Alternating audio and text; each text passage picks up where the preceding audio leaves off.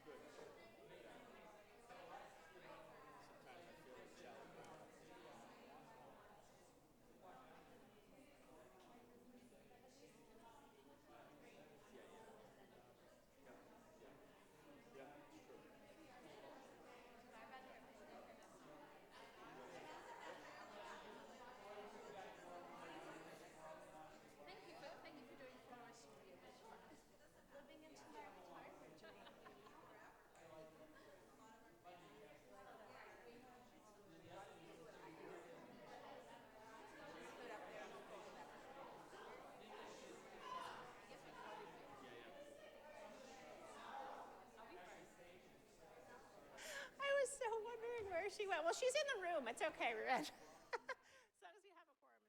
the room. All right, good evening, everyone. We are ready to start. Welcome to this school committee meeting for May 5th, 2025. Pursuant to Chapter 20 of the Acts of 2025, this meeting of the school committee will be conducted by a hybrid participation. We will post an audio recording, audio-video recording, transcript, or other comprehensive record of these proceedings as soon as possible after the meeting on the City of Somerville website and local cable access government channels. Dr. Carmona, will you please call the roll? Yes, through the chair, Ms. Piton, Dr. Ackman, Here. Mr. Green, Mr. Piton, Here. President Pineda-Nufel, Mayor Ballantyne, Ms. Barish, Here. Dr. Phillips, Here. Chair Cripton. Here. We have quorum. All right, we will start with a moment of silence and a salute to the flag.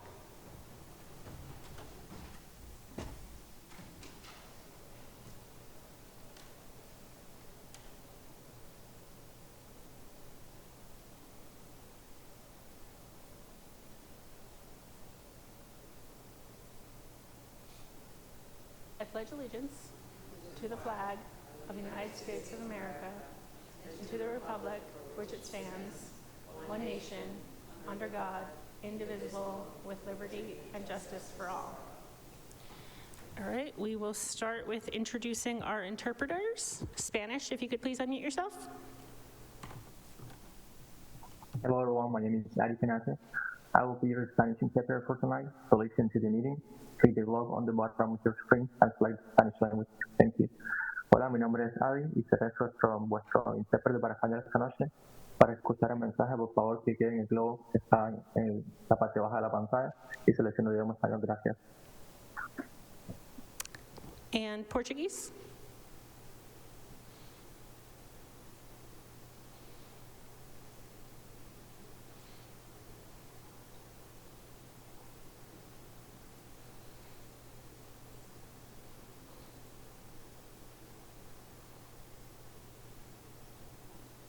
Okay, I'll come back to Portuguese. Haitian Creole. Good evening, everybody. My name is Angie Supri. I'll be a Haitian Creole for tonight, interpreter for tonight. Bonsoir tout le monde, c'est Angie Supri. Moi, c'est interprète créole haïtien pour nous asseoir. Si nous avons besoin de choisir une langue, regardez en bas écran, cliquez sur globe et puis choisir français pour créole haïtien. Merci. And Portuguese. Boa noite, can you hear me? Yes. Yep.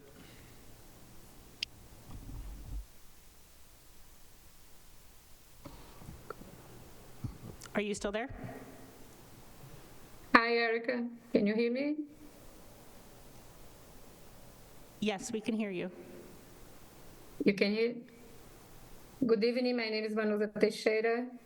I'll be your Portuguese interpreter for tonight. Boa noite, meu nome é Vanusa Teixeira, serei seu intérprete de português esta noite. Para ouvir essa reunião, por favor, clique no globo na parte inferior da sua tela e selecione português. All right. We will start with a report from our student advisors who are joining us on Zoom.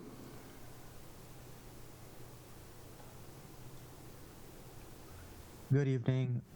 Thank you for having Jamba and I. I'd just like to share a few of the events recently from Somerville High School. Firstly, we're hosting an annual First Generation Breakfast, and that'll be held on May 9th to honor first gen students. Additionally, we have senior activities like Senior Water Tag in its third round, and students are currently planning a senior prank. Along with that, we have spring sports, which have been very successful for our sports teams, and also AP exams start today with many students doing some last minute prep for their exams. Thank you. Hi everyone, my name is Jampa. Once again, thank you for having us. And along with Tiago, I have some more important dates, especially for seniors that are coming up soon. So prom is on a yacht. That's going to be on May 22nd. May 29th is when we'll have the Somerville Scholarship Celebration. May 30th will be class day, and graduation is going to be June 2nd at Tufts, which is new this year. And students are able to request up to 12 tickets. That's it, thank you. Okay, thank you both so much. Are there any questions from my colleagues for our student reps? That all sounds very exciting. Oh, yes, Mr. Mitam? Thank you, Chair. Through you, I am really excited about it sounds like a new partnership with Tufts in some way, allowing us to use their space for an event. Sorry, I didn't catch what the event, is it graduation? Graduation. Wonderful. So I will look forward to that. Thanks for telling us. Of course, thank you. All right, is there anything else? All right, that brings us to the report of the superintendent. Dr. Carmona. Through the chair, thank you. It's great to see so many familiar faces in the audience. I wanted to start by acknowledging that we are celebrating Teacher Appreciation Week.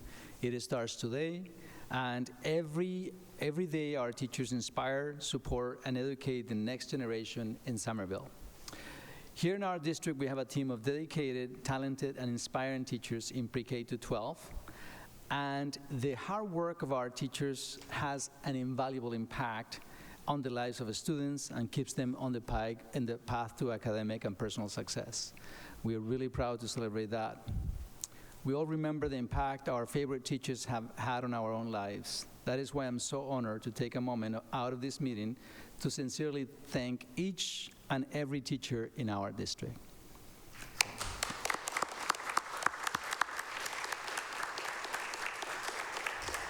Also, last Thursday was Principal Appreciation Day. I want to recognize and celebrate the incredible leadership, dedication, and heart our principals bring to their schools every single day. Our principals are more than just administrators. They're instructional leaders, student advocates, community builders, and mentors. They guide their school communities with vision and compassion, navigating challenges and resilience, and celebrating successes with joy. To each of our principals, thank you for the countless hours you invest, the thoughtful decisions you make, and for the care and commitment the care and commitment you show to students, families, and staff. So, a round of applause for them. I also have a couple of good news to share, and I know that in the audience we have Jim Hatchie here, who is a big part of this celebration. We are sharing with you that the Highlander Cafe is set to reopen soon, and it's really exciting. I know many members of this community have asked me multiple times, when is that happening? So we have somewhat of a soft start. So it will be reopening in a few days before the end of the school year. So for those who remember, this cafe is a student run by our culinary arts students who cook, serve, and maintain the restaurant. So I'll get back to you when I have more information about their public hours, so you can find time to visit the high school for this unique dining experience. It's delicious. And also, I just wanted to recognize that 36 juniors and seniors qualify for the Seal of Biliteracy certification. So congratulations to our world language learners. So on to our agenda tonight. We will begin our presentation from our Director of Basic Needs and Housing, Regina Bertoldo, and our basic needs social worker, Jen Ochoa. They will talk to us about what they are seeing in terms of need and use for some of our most vulnerable students. And we will also hear from SFLC Director Ruth Santos. She'll talk about our school-based family and community liaisons. And finally, our district volunteer coordinator, Jen Capuano, will talk about the work being done in classrooms and schools by our wonderful community volunteers. So now I'm going to turn it over to Regina for the next presentation.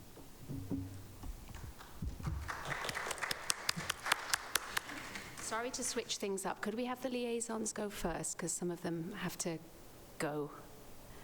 Would that be okay?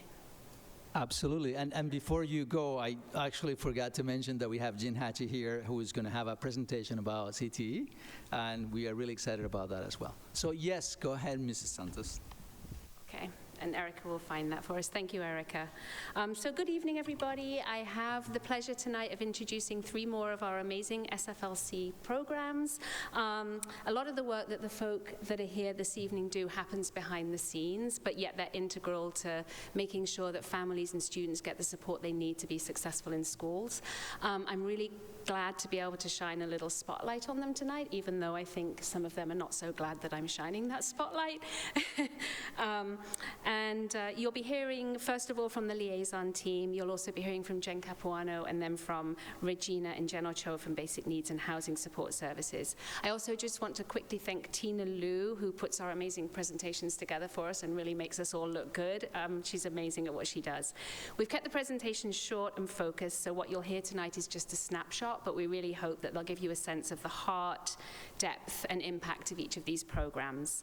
So thank you so much, and I'm going to hand over to Heidi Castro, who's the liaison from the Healy School.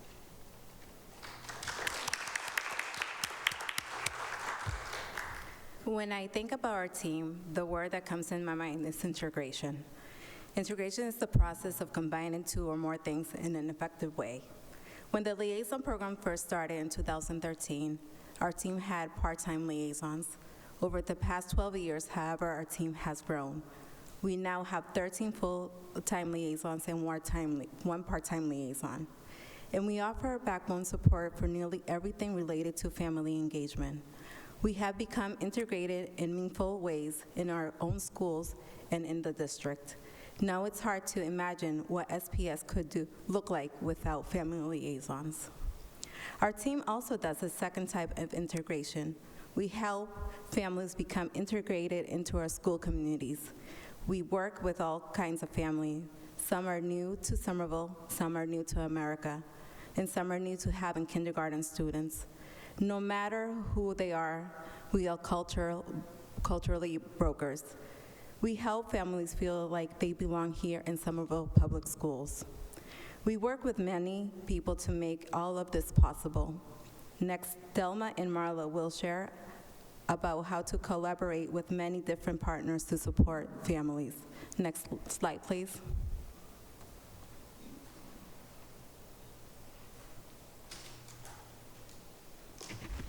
Hi, my name is Thelma Leitão. I'm the family liaison at the Gesiano School.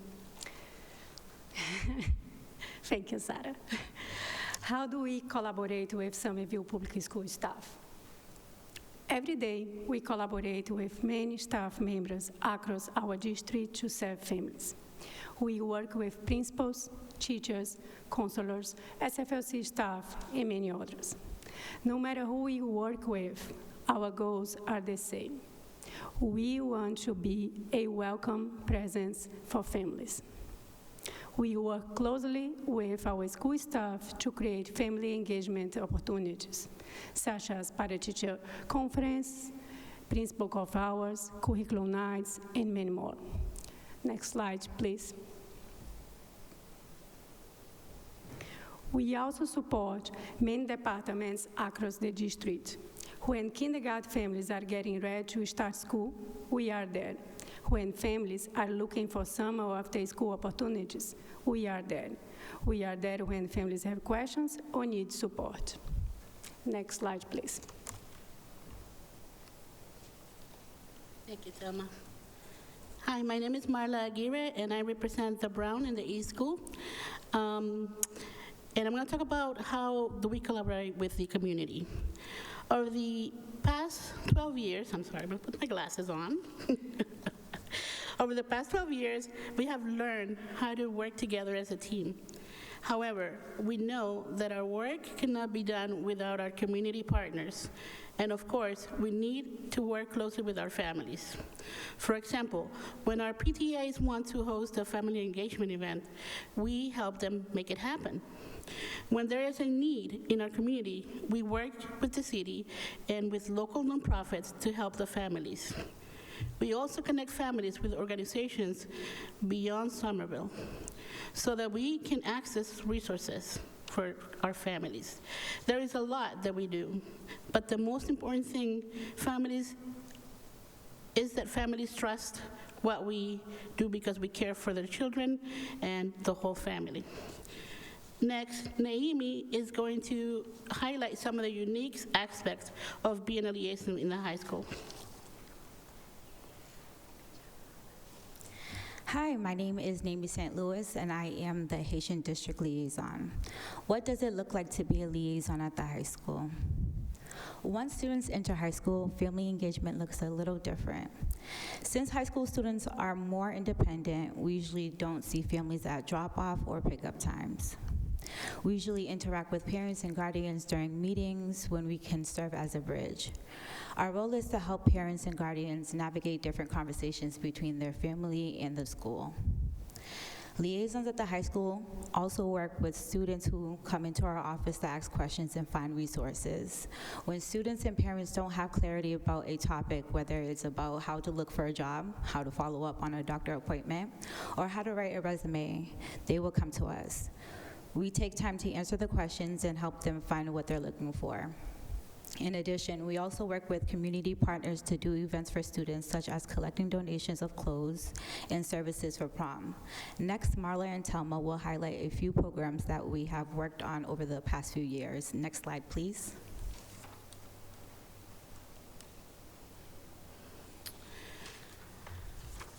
When the COVID-19 pandemic happened, many families needed our support with basic needs.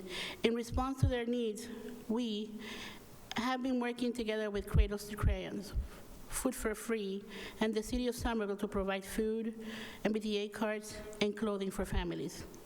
As you can see in the slide, we have seen an increase in the number of people who are coming to our monthly food markets this year. There is also an increase in the number of clothing requests that have been made. We are grateful that these programs exist for these families because we provide them with basic needs. We know that when the students have their basic needs met, they can come to school and be ready to learn. Thank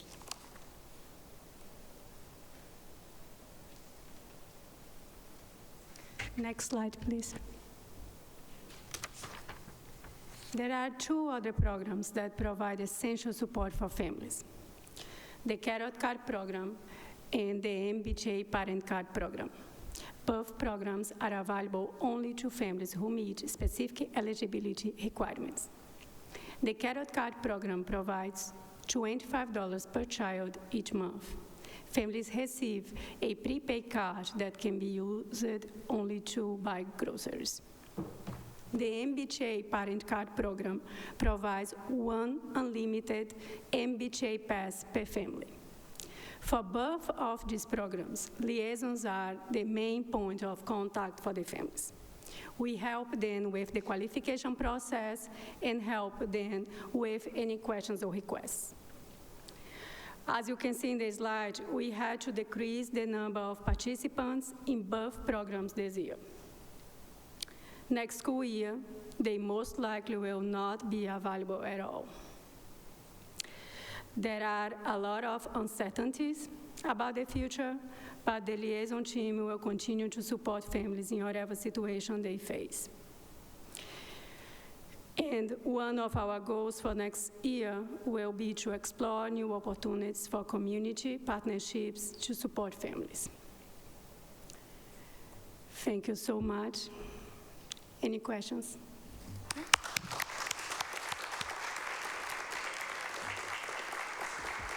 Thank you all so much. I will start with a quick question, and then I will take Ms. Patone. So just to clarify, these numbers are down because you had fewer resources, not because there was less need? Correct. Okay. I assumed so, but I just wanted to clarify. Thank you. Ms. Patone? Thank you, through you. Thank you to the team. I love that so many people in the team present, and I love to put faces to names, so thank you for being here. I know it's off hours for you, so I really appreciate it. I had an additional question beyond what Ms. Krupchen asked, which was, how do we fund this traditionally? Is this money that comes from the city to pay for carrot cards or the MBTA cards? There's city program. If you look at the bottom, it says they're ARPA funded, so I think there's city programs. There's city programs. If I'm understanding correctly. So yeah, the Carrot Card program has been funded in collaboration with the city through ARPA funds. The MBTA program has also come through the Office of Mobility in the city and has been funded with ARPA funds. So both of those programs are unlikely to continue. The food market has also been funded with ARPA funds. We're very, very hopeful that that market might be able to continue. So the food market is the one that might continue, and this is feedback that the city has not made a decision to try to assume the cost for this at this point. We know that food is very much a priority for the mayor, and so we know that she's working hard to do whatever she can. The Carrot Card was an expensive endeavor. Do we have some numbers about how much the Carrot Card and the MBTA programs cost, or is that?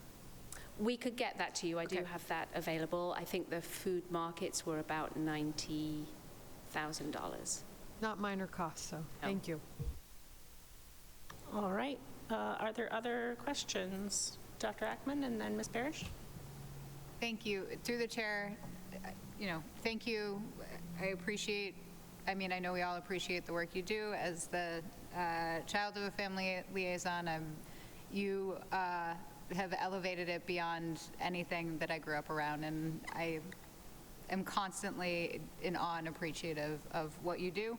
That said, so the free food market, should we be able to continue it? Are there thoughts about trying to add another school, or ways that, should we be able to fund part of it? I know that all food-based nonprofits are also struggling right now, but are there any partnerships in the works, any additional partnerships, or is there anything else you know about it, I guess, or thoughts?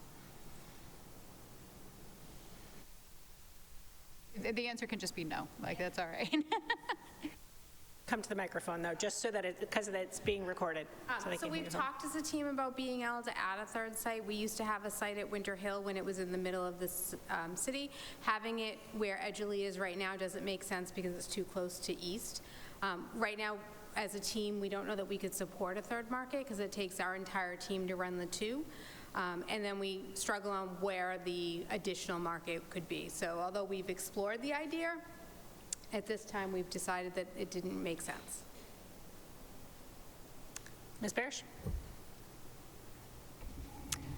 I was going to ask a similar question, I guess. And maybe I can just glean this from seeing how many people are served by the various programs, but is the market being prioritized by the SFLC? Is it being prioritized by the city? I guess I'm trying to understand, why it is that the market might be able to continue, but the other programs might not. In terms of cost, the market is obviously more affordable, and it's open to, it doesn't have a qualification process. Anybody who has a family in the public schools can come along. It's also a key piece of our outreach and engagement.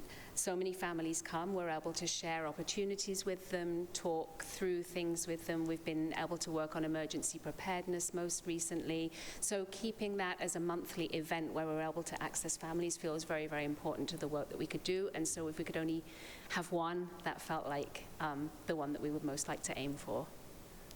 Thank you, that's really helpful. All right. If there are no further questions, we will say good evening to our liaisons and go to our next presentation. So thank you again.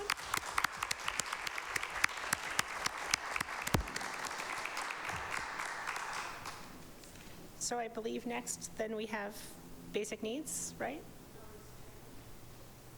We'll do the volunteer Regina? program. Oh, okay, volunteer program, all right.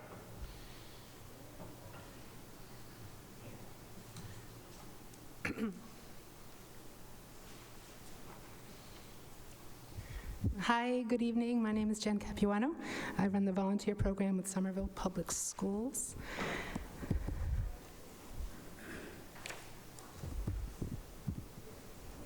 And thank you for having me tonight and allowing me to share some information about the volunteer program. Next slide, please. So the volunteer program began in 2008 with the creation of a part-time position. In our current strategic plan, Priority 4 states that we want to strengthen partnerships with local universities, businesses, and community members to increase wraparound opportunities and supports for students and families. As you can see, through this program and others, we have existing networks and structures in place and a vibrant pool of volunteers who will help build on this goal. Prior to the pandemic, we focused on understanding what staff want and how to accommodate those needs. We nurtured community partners, developed trainings, and built systems. During the pandemic, we got creative. We leveraged virtual tutors, more than 100 served as remote tutors during the pandemic. We also recruited many volunteers to help with our basic needs throughout the city.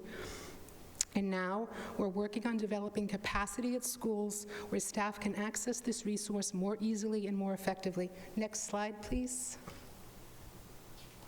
So how does this program work?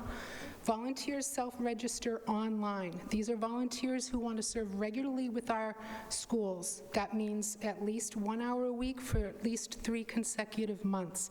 They register online on our platform, and this platform captures the volunteers' interests, skills, availability, languages, and more. I then review applications and invite qualified candidates to attend an in-person orientation. This year we met with more, sorry, I'm skipping myself, that's the next slide. Simultaneously, as volunteers are registering, Somerville staff are making requests using our online request form that was launched 2 years ago. Using the approved volunteer pool and requests from staff, I then make recommendations for placements. And sometimes I will share a profile of a great volunteer directly with staff, and then they decide whether it will be a good fit for their students or classroom. Once volunteers begin working with teachers and/or students, we monitor and support as needed throughout the school year. So in tonight's presentation, I'll highlight the following. I'll share some trends around our current volunteers and who wants to serve in our schools, and I'll share types of requests we're seeing from the schools, and then lastly, the types of placements being made to support our students. Next slide, please. So this shows an increase in the numbers of volunteers who want to serve in our schools. We currently have an active new registration database of over 1,700 volunteers. Most come from Somerville, but they also are coming from Medford, Arlington, Cambridge, Winchester, and beyond. We're seeing a changing demographics in our area which are reflected in the types of volunteers who want to serve. Many of our volunteers are from the tech, education, and health fields. We've been able to place more regular weekly volunteers to support students academically due to the numbers of volunteers who continue to want to serve here. We're always looking to identify additional opportunities to close opportunity gaps for students.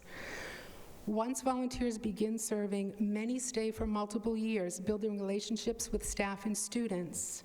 We have some volunteers who have been serving here for more than a decade, and that's weekly volunteering. We also have several volunteers who were hired by Somerville Public Schools as math teachers at Somerville High School for summer programming, as paraprofessionals, or hired by scale. Next slide, please. So, requests for volunteers. Of all of our schools, Somerville High School is seeing the highest demand for volunteer support, and they're from a wide variety of staff and programs. RISE, Bridge, PATH programs, we're placing volunteers there. We're seeing a rising demand for more one-to-one academic support, both during and outside of school hours. Close to 50% of our requests are for math support, specifically for one-on-one math support, followed by the sciences, then multilingual learning support, and then writing and English language arts. Most requests are for during the school day, but we're also seeing an increase in demand for after-school tutoring. We also place volunteers with the College Career Readiness Department. Next slide, please. Thank you. In grades pre-K through 8, nearly a quarter of our requests are for classroom-level support. We've also seen an increase in demand here in our schools, in our elementary and pre-K, for more one-to-one, special education, and for mentoring roles. We're seeing a higher need for literacy and writing support, with 40% requests in those categories, and followed by math support at 33% of our requests this year. There's also been an increase in parent-guardian requests for tutoring for their student. We look to staff to discern how to best utilize available volunteer support when those requests are made. Next slide, please. So volunteer placements, there's a range here that are covered. I'm not going to go into all of them. Most of our volunteers, though, are matched for academic intervention. That's what most people are coming to us for, to assist. But we also place volunteers with lots of other programs, as well as one-off events. We screen, make referrals, and placements to partner programs such as the Somerville High School's First Gen Mentoring Program, En Route, Scale, Community Schools, Soccer Without Borders, and many others. Next slide, please. So some of the goals for next year are to include looking at the link between one-to-one volunteer tutoring and student outcomes. So if a student's getting 50 to 80 hours of free tutoring, what happens with that student? I also want to look at developing with the STEM K6 STEM coordinator, piloting a grade 6 volunteer math support program. And then lastly, identify locations for out-of-school time tutoring, assess the need for and capacity to offer remote tutoring. Next slide, please. Thank you to many of our key partners who we work with. This is not a comprehensive list. Also want to shout out to the teachers. It's Teacher Appreciation Week, and we cannot do this work without teachers' support, without teachers welcoming volunteers into the classroom and to support their students. Next slide, please. And thank you so much for letting me present this. We know that volunteers' impact cannot be measured simply by a chart or graph. Our volunteers aren't just numbers. Each person brings unique perspectives, life experiences, care, and joy to our students. Thank you, and I'm happy to answer any questions.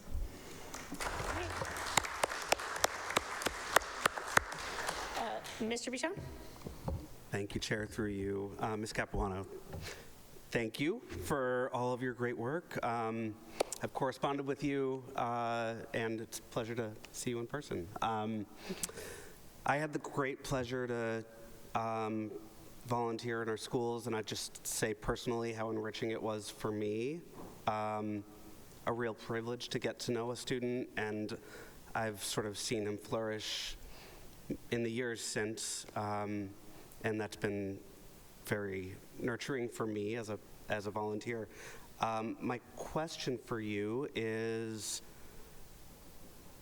do we have enough volunteers in our schools to meet the requests for volunteers that are coming from our parents and teachers at this time? And if not, what is that gap? What's the ratio? I would say absolutely. We can meet every request, although it depends on when they want it. So usually it's X block or academic lab or smack in the middle of the day. But we do have volunteers who are working hybrid. We do have retirees. We have semi-retirees. So yes. The question becomes a little bit more difficult if we're looking for, say, a bilingual or proficient. So, for example, Mary Lou is looking for a Bengali volunteer. We used to have 3 Bengali volunteers serving weekly in our schools last year. One's in medical school now. Another one just moved to Lexington. But our database can capture that. So if it's that, or, I mean, just today, we just placed an Arabic fluent volunteer at the high school. And that was because because we have a database that captures that. And volunteers, again, anyway, but yes, we do. I am just looking for specifics from staff. That's what we need. Time, place, subject, grade, and then qualifications that they're looking for. You know, not these volunteers, many of them do have tutoring experience, but they're not educators. So how can we give those tutors, those volunteers, support that they need to support our students? Great, thank you so much. Are there other questions or comments? Ms. Barish. Hearing your presentation and seeing the graphs and the numbers, I find myself wondering, on one hand, I hate to put a number value on these volunteer hours. On the other hand, I think it's really important that we're aware of how much it really costs to support our students. And I know that obviously you're paid, but all these volunteers are not. Right. And so I'm certainly not asking you to tell me how much it would cost if we were paying these people, right now. But it's just something that I'm thinking about and aware of, and I think that it's important that we be aware of it, because it does cost a lot more than just what our budget says to support our students and to help them to achieve everything they can. Yes, we do try to capture the number of hours served by all of our weekly volunteers and how long they serve for. So usually we're upwards of 3,000 hours, every year and growing. And I think it's important to know after school hours when staff are not available and how we can capture that amazing resource in our community. And again, that does take staff time and coordination, but I think it's an untapped resource, as well as virtual tutoring. I mean, picture a high school student who has to work or do athletics and needs to log in and get math or science support online. We could be doing more of that, I feel. And just to build off of that, and then I'll call Dr. Phillips, just to remind the body that we made a decision a few years ago to make your position full-time. So it's exciting to see how the program has grown since the position went from being part-time to full-time. Dr. Phillips. Thanks through you, Chair. Nice to see you here. I feel like we only usually get to talk every 2 years when I knock on your door and we talk about what's going on. And a few years ago, we talked about the challenges of getting teachers really excited about volunteers and reaching out and requesting volunteers, since you have a huge stable of people who want to give their time. And I was just wondering if you could give us an update about how that work is going. Sure. So 2 years ago, we launched an online request form. We realized that teachers need to shop for specifically what they want, subject or grade or language preferences, and it is working in some cases.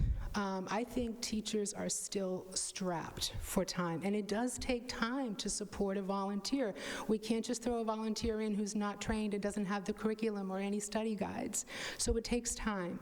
I love it when like a brand new teacher who's never taken a volunteer before gets the online form, fills it out, and then within a week, that teacher has volunteers. There's a 6th grade math teacher at the West Somerville Neighborhood School, brand new, who's using 3 different volunteers in different study groups, and it's wonderful. So I think we need to push out that form and let teachers know the best practices and some of the great things that can happen with volunteers, but also realizing that it is work. It is extra work for that staff. Yeah. Follow up? Is there anything you think we could be doing or the district could be doing to support teachers to use more volunteers or use them better? Well, we're working on doing professional development for that, and I think that's my cue to like really find like 3 or 4 teachers who we already have who would be willing to like share that out in a professional development. And you guys, you're just supporting this program. I really appreciate it. I love it. I mean, I've been doing this for a long time, but I love matchmaking. I love it when a student says, I just passed MCAS, not that it matters anymore, but I just met the greatest tutor. I mean, I get so many testimonials from volunteers and from parents, and not as many parents because I mostly work with staff and volunteers, but I just get I'm thrilled that when that happens. Chair? Given the time and effort investment that it takes for a teacher to sort of onboard a volunteer, I imagine retention is a good thing, obviously.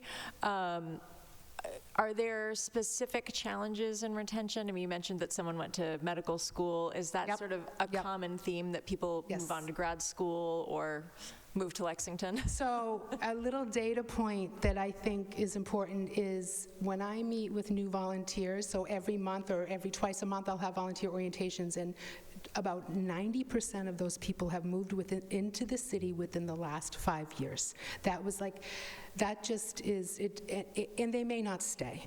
And so this is a community that's constantly changing, and people are moving in and out.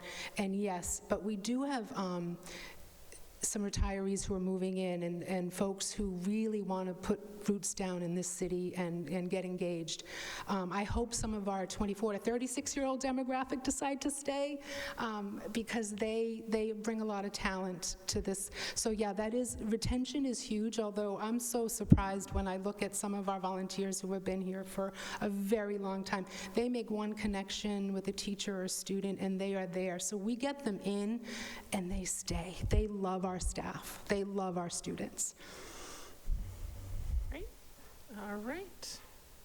Looks like we can let you go and move on to our next presentation. So thank you again. Thank you.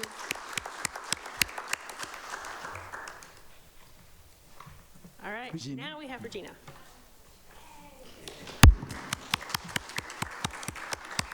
You know how the saying goes, right?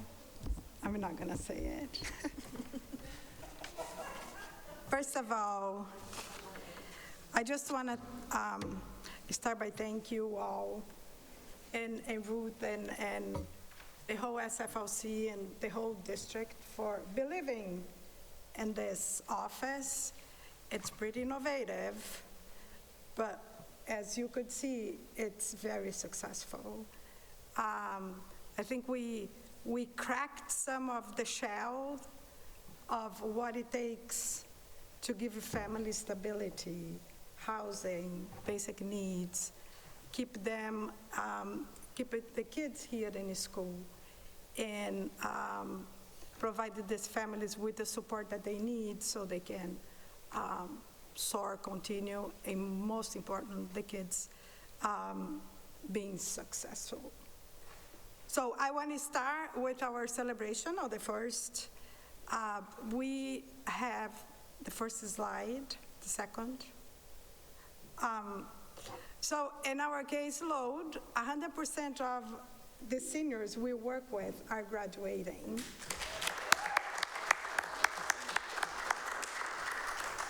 Jen plays a big part on that. And in the question there, it's really for reflection, right? What it takes, it's a whole team. It's just not only Jen and I. It's the high school, it's the liaisons at the high school. It's about 30 students, which is a very high number. And it's a mix of unaccompanied minors, high school students who are homeless with their families, experiencing housing insecurity with their families. I'm sorry, I didn't introduce Jen. So here's Jen. I'll introduce her for when she was hired, which is going to be. So it's incredible, and it takes a lot of support, dedication, committed, caring, and understanding people to do this kind of work and to celebrate their success. Next slide, please. So the trajectory of this office started in February 2022, and then Jennifer Rushoa was hired in August 2022. Yeah, been here that long. And then was really, because this is innovative, we want to bring housing and housing insecurity and the need that the safety net that a lot of kids need as part of a school system.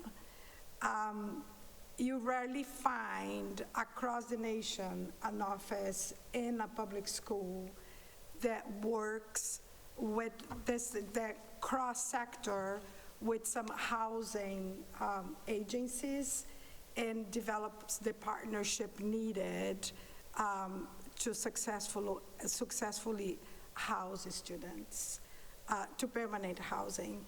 So it was a lot of assessing the landscape, joining other groups. We sit in different coalitions in national, state, local coalitions. Jen and I are everywhere, thanks to the virtual world. But that supports the work that we do, and also all that we learn, we bring to Somerville and are very successful with the families and the placements and the services that we provide. So this year we're celebrating a lot of families stabilization. We have a huge partnership with Office of Housing Stability.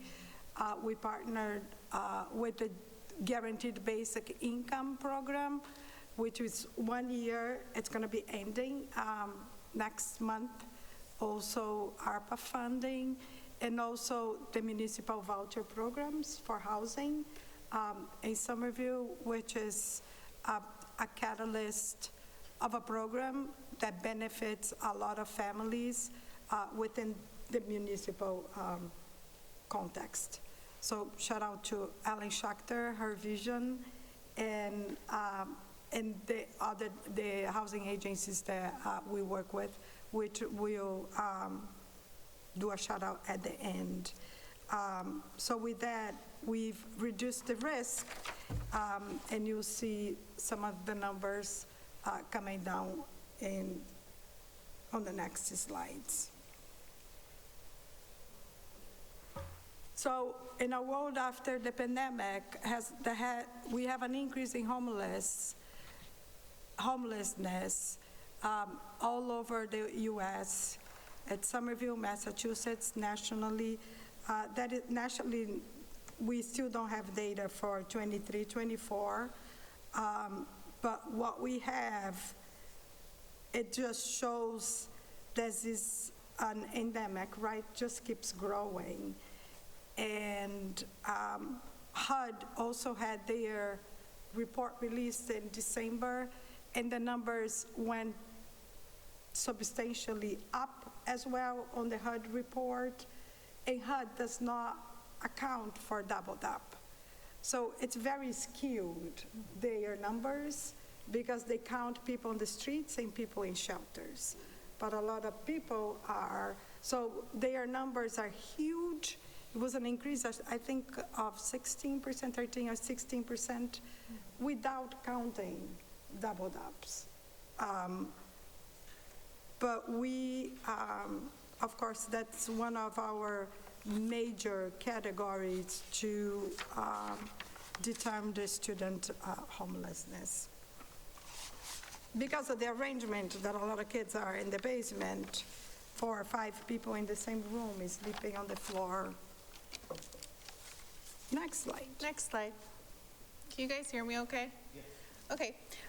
So we've seen an increase in our homeless students and unaccompanied youth in Somerville Public Schools, and I think a lot of that is due to the creation of this office, which works really on identification throughout the district. And so the identification techniques are getting better. We've been able to host professional developments now with staff members across various schools. We did our second round this year, and so the staff is really getting to know who kind of fits this profile and criteria of experiencing homelessness, and how teachers and staff members can kind of be on the lookout for some of those red flags. So due to that, we've been able to see an increase in the numbers. We also had this past school year, some of our families, larger families with 3 or 4 children also add a little bit to that number increase. And as mentioned, the staff getting trained in our professional development trainings with the definition of McKinney-Vento has really helped. And you can go on to the next slide. The decrease in students who are at risk of homelessness, that they also goes into being identified a lot earlier. So if we can get families on the onset when things are starting to kind of trickle down a little bit, we're able to connect them to services in the city and services in the schools that could potentially prevent them from actually being categorized as experiencing homelessness, which is that at-risk category. So they're not quite there yet, but they're really like one step away from experiencing homelessness. Also, as Regina mentioned in the prior slide, some of those programs through the city, like the Guaranteed Basic Income Program, as well as the Municipal Voucher Program, has really helped us to stabilize some of these families before they are categorized as experiencing homelessness. And it really is a collaboration and a partnership. I know a lot of our teachers that have taken the professional development training have really said that it's really opened their eyes to kind of look at the students a little bit differently, and very quickly we'll be getting a phone call or an email like, hey, I think this family might use some support from your office. So it really does work to be able to identify families before it's a crisis situation. Next slide. In the schools, I have to say, it's magical because the kids, especially at high school level, they bring up this issue to counselors, and counselors consult us. Now, a lot of the counselors know to ask the family, is that okay for us to contact the family? We immediately contact them, and then we are able to provide support to these families and bring the numbers down and catch their family before they fall with all the services that we very grateful have here in Somerville. So these are the good numbers. This is one of the best slides of this presentation that shows our progress from when we started, and then on the second year, last year, the Municipal Voucher Program was created. We still have a couple more kids, though the numbers is going to go up still this year. This is up to beginning of April, these numbers. So we still have some families on the pike that will get permanent housing this year. But out of 3 years, 124 kids got housed, mostly in Somerville. So out of 124, 75 got housed in Somerville, which is incredible, into permanent housing. So this is not only the Municipal Voucher Program, Office of Housing Stability has bilingual, bicultural staff. They promote a lot of housing workshops. They help family fill out forms. They get into wait list. So it's a lot of different programs that supports these families, and eventually they get called for a unit. And then we have, I didn't bring my glasses, but and then we had the students who moved out of Somerville on that corner. These were the students that worked with our office, and they moved out of Somerville. The numbers are increasing, but it's not significantly. It's either because they got another arrangement, they moved in another city, they moved out of the state, or they moved out of the country. It will be interesting to see this category next year.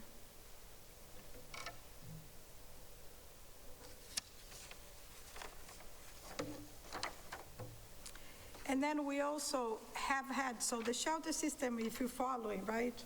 It's like, it goes up and down, very wavy. Things change every 3 months. And so within this 3 years, we've added more and more. And this year, we reaching a peak on the number of families we have in shelter, so any students, right? So this is the number of students. The shelter turnaround currently is very quick, right? It's months, And then they have housing workers working with them when they are in a shelter. They can't stay more than 3 months, and therefore, the supports are there for them to look for housing, to accept home base, which is a 2-year subsidy that families can accept. Many of those families are using this subsidy and came back to Somerville after being in a shelter. So there are programs that support these families, but the numbers go up, but the turnaround is very quick in the shelter system as of now. Next slide. So I actually really like these 3 charts, and this is why I kind of want to speak a little bit about this slide, because, yeah, this is good. Thanks, Tina. So this, thinking about where the shelter system was a few years ago, really at the onset of the crisis of the shelter system, you'll see that a lot of our families were being placed relatively far away from like the greater Boston area. And given the crisis, I think folks just went where they were told that they needed to go. As we've been developing the work and joining a lot of coalitions and advocacy groups, we've learned that families can certainly self-advocate for themselves when it comes to shelter placement, to say, you know, my medical care is here, or my child care for my non-school age child is here in Somerville, or, you know, this is where my kids feel safe. So it's really been bringing those tools to the families to be able to self-advocate for themselves. And as you can see, it's gotten them placements a lot closer to us. So instead of having children on the bus for an extended period of time when they are in a placement that's, you know, 45 minutes away, they're much closer to the greater Boston area. So they're spending a lot shorter time on the bus, which is great. And then also it's protecting their educational stability because they're being able to continue to stay with us.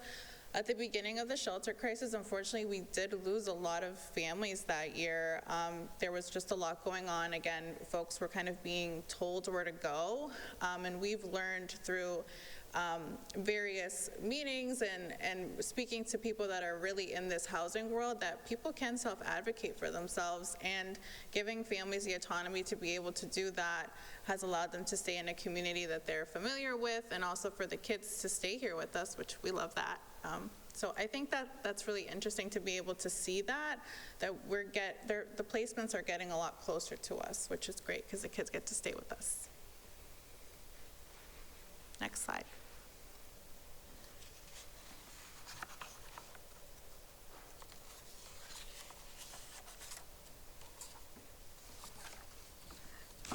So we also work with students in foster care, right? So that is a mandate since 2015 that kids in foster care also get transportation, and they are under the auspices of the McKinney-Vento.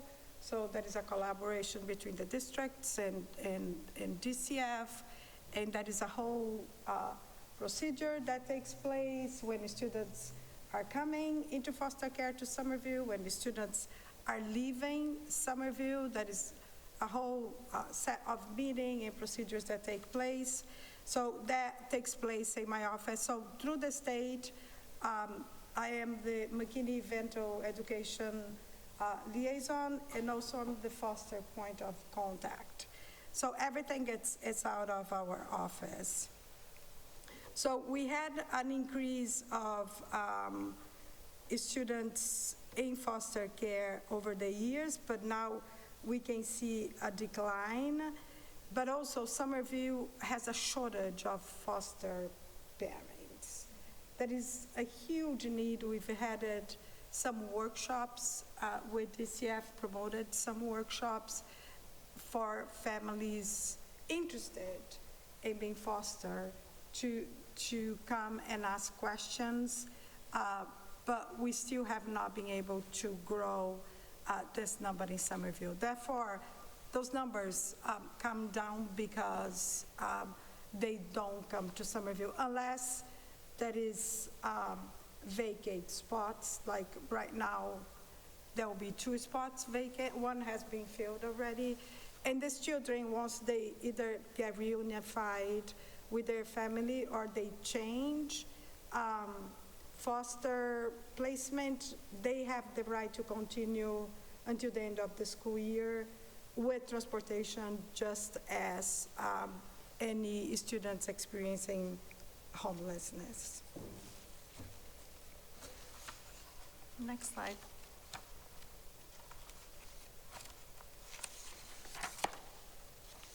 So this is just a quote just around basic needs. I think our colleagues from the liaison team kind of said it, but as you guys know, when kids' basic needs are met, they thrive a lot better in school. It's really interesting to see how something as small as like a backpack or school supplies can really make a difference. Hygiene products, shampoo, toothpaste to get a kid to school. So we just wanted to highlight the importance of these programs and partnerships that we have that are able to provide basic needs not only to our students, but also to our families as well. Next slide.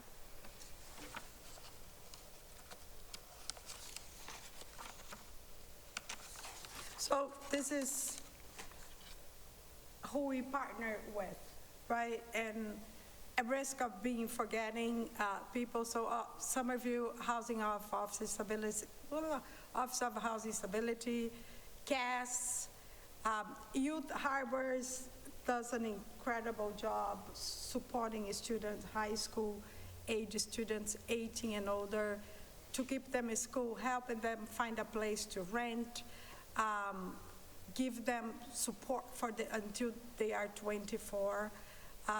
We refer a lot of families to Somerville Community Corporation for jobs. Somerville Office of Immigrant Affairs, SOIA, for legal services. City of Somerville is a great supporter for food card. We always have food card in our office. Clothing and school supplies, we cannot say enough for the partnership with Cradles to Crayons for so many years, the quality of clothing, diapers, and toiletry kits that we get from them. Maring, Chu, and Marcy Campbell have been with us for so many years. They are our volunteers who coordinated the whole clothing pantry. The Kiwanis Club, we collaborate with the Puma backpacks and supplies that comes over the summer that makes high school students so happy with their backpacks. We have this partnership with Bullpen Project, which is a Boston-based organization. They provide us with up to $1,000, whatever request, crib, refrigerator, give me a TV, give me some, I don't know, bed sheets, like bed sheets and transitional supplies for families that are exiting out of homelessness into permanent housing often don't have anything. So a lot of these requests are through Bullpen Project. Telephone, they've given us phones. Space and volunteers. So we have Connection Church that we cannot say enough for the holiday events. The holiday events, but how generous Pastor Jordan Harris is with that space, which became a community space. Seven Hills Presbyterian Church have a crew that comes anytime we call for help, they come. Our year-end celebration in December at Connection Church. This year we had a collaboration with the Parks and Rec. City of Somerville for the food, gift cards. Give a Cookie is a nonprofit organization, brought us fresh baked cookies on that day. If the Eastern and the ad, it felt like everything was coming from the kitchen. Jen Zen, which is a former Somerville high school student who's now the CEO of this organization, reached out this year, what you need for your family, for your families at the end of the years. Sierra Naturals and Summer Nova help us with the toys at the end of the year. And Brooks Mentivier, an incredible shout out to Brooks because She helped us tremendously this year. Rec supported afternoon at the bowling alley for the unaccompanied youth at the high school. For most of them, that was the first time they played bowling or they ever walked into a place. So that was our end of the year celebration with them. We do for the families, and then we've been doing a separated one for them, which is coordinated by Jen and a lot of folks at the high school. So it's a village. It takes a lot of people in this partnership, and the more we have, the more we create, the more we connect, the more we can serve and bring them to our Somerville families and youth. Questions?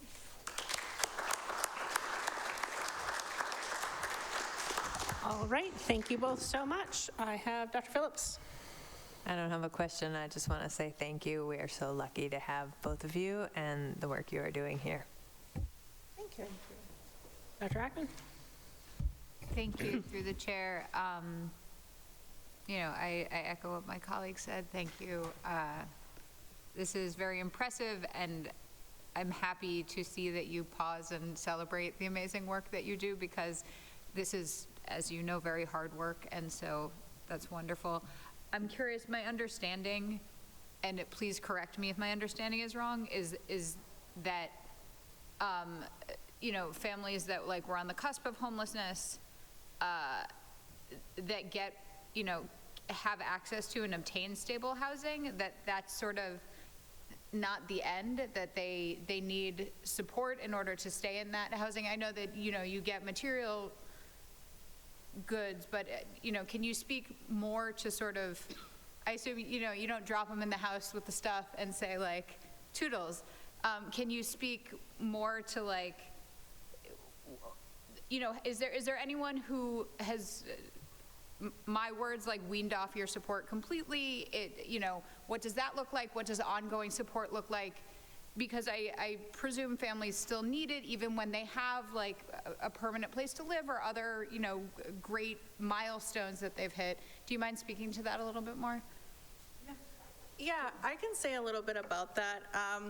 So I think the really interesting piece about this is oftentimes we meet families when they're in a crisis situation, and when folks are in a crisis situation, there's so much brain fog, and it's honestly really impressive to see what happens when a family is placed into permanent safe housing. It's like everything comes back to them. We're not in contact with them as frequently, but they certainly know that they can contact us for whatever they need. But you kind of see them just start to pick back up again, which for us is a little bittersweet, because we're we wonder how so-and-so's doing. But it's really incredible. Housing is such a basic need that once people have it, they can pick up and move forward with their lives. And so we do, help folks that have never had an apartment, get internet service, or, people might not have known how to use appliances and need information on that, but it's very, very minimal compared to where we meet them. And once they're in permanent housing, the kids are pretty much usually acclimated into the school district, and they kind of just grow and they flourish and they move on. And that's really the goal of this office, is to be able to do that. And by housing, we also mean subsidized housing, right? Yes. So something they will be able to afford even in Somerville. But it's great to hear from the kids that they now have their own room. Do you know what I mean? It's they were sleeping on the floor, or 4 or 5 in the same bed, but now they have their own room.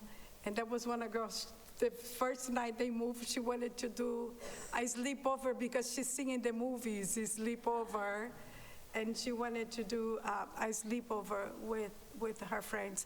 It's incredible. It's a very rewarding work. Because you know that down the line, it's a struggle for these families. A lot of times they don't believe, and you need just You can pick up from there. You can read my mind. Yes, and I think that's where we come into the process as well, like just to remind them that there is a light at the end of the tunnel. It's really hard for people to see that when they're in really dire situations, and you just have to keep encouraging them every single day and reminding them that, hey, you're in this really tough situation, but these are the things that we're working on. These are the supports that you're going to be getting. These are the supports your children are getting. You just have to kind of be their champions every day, because it is a struggle. I think the parents really try their hardest to, be strong for their children and kind of be like that hero and not break down, but that's kind of what we're there for, is to just ensure that we keep reminding them that you're going to get there, but you just have to be a little bit patient. So it is very rewarding, and we certainly celebrate every single little small thing. Like, you guys might hear me and Regina sometimes be like, yay, for something, and it could be the most minimal thing, but yeah. Got to celebrate those wins. Yes. All right, Mr. Reton? Thank you, Chair. Through you, I echo my colleagues' celebration of your incredible work. And it's fantastic that we were able to place 75, sorry, I'm reading off my notes, 75 SPS students into permanent housing in Somerville. For those students who were placed in permanent housing outside of Somerville, are they still eligible to attend Somerville Public Schools, or do they transition to another district? So the McKinney-Vento Act says that for a student that is experiencing homelessness, if they become permanently housed within the school year, they can stay with us through the remainder of the school year with transportation, if that is what the parent chooses, but it's ultimately parent choice. So, for example, if the family were to become permanently housed tomorrow, we might encourage the family to stay, right? Because the school year is almost over. But once that new school year starts, they do need to register locally because they are considered permanently housed in their local school district.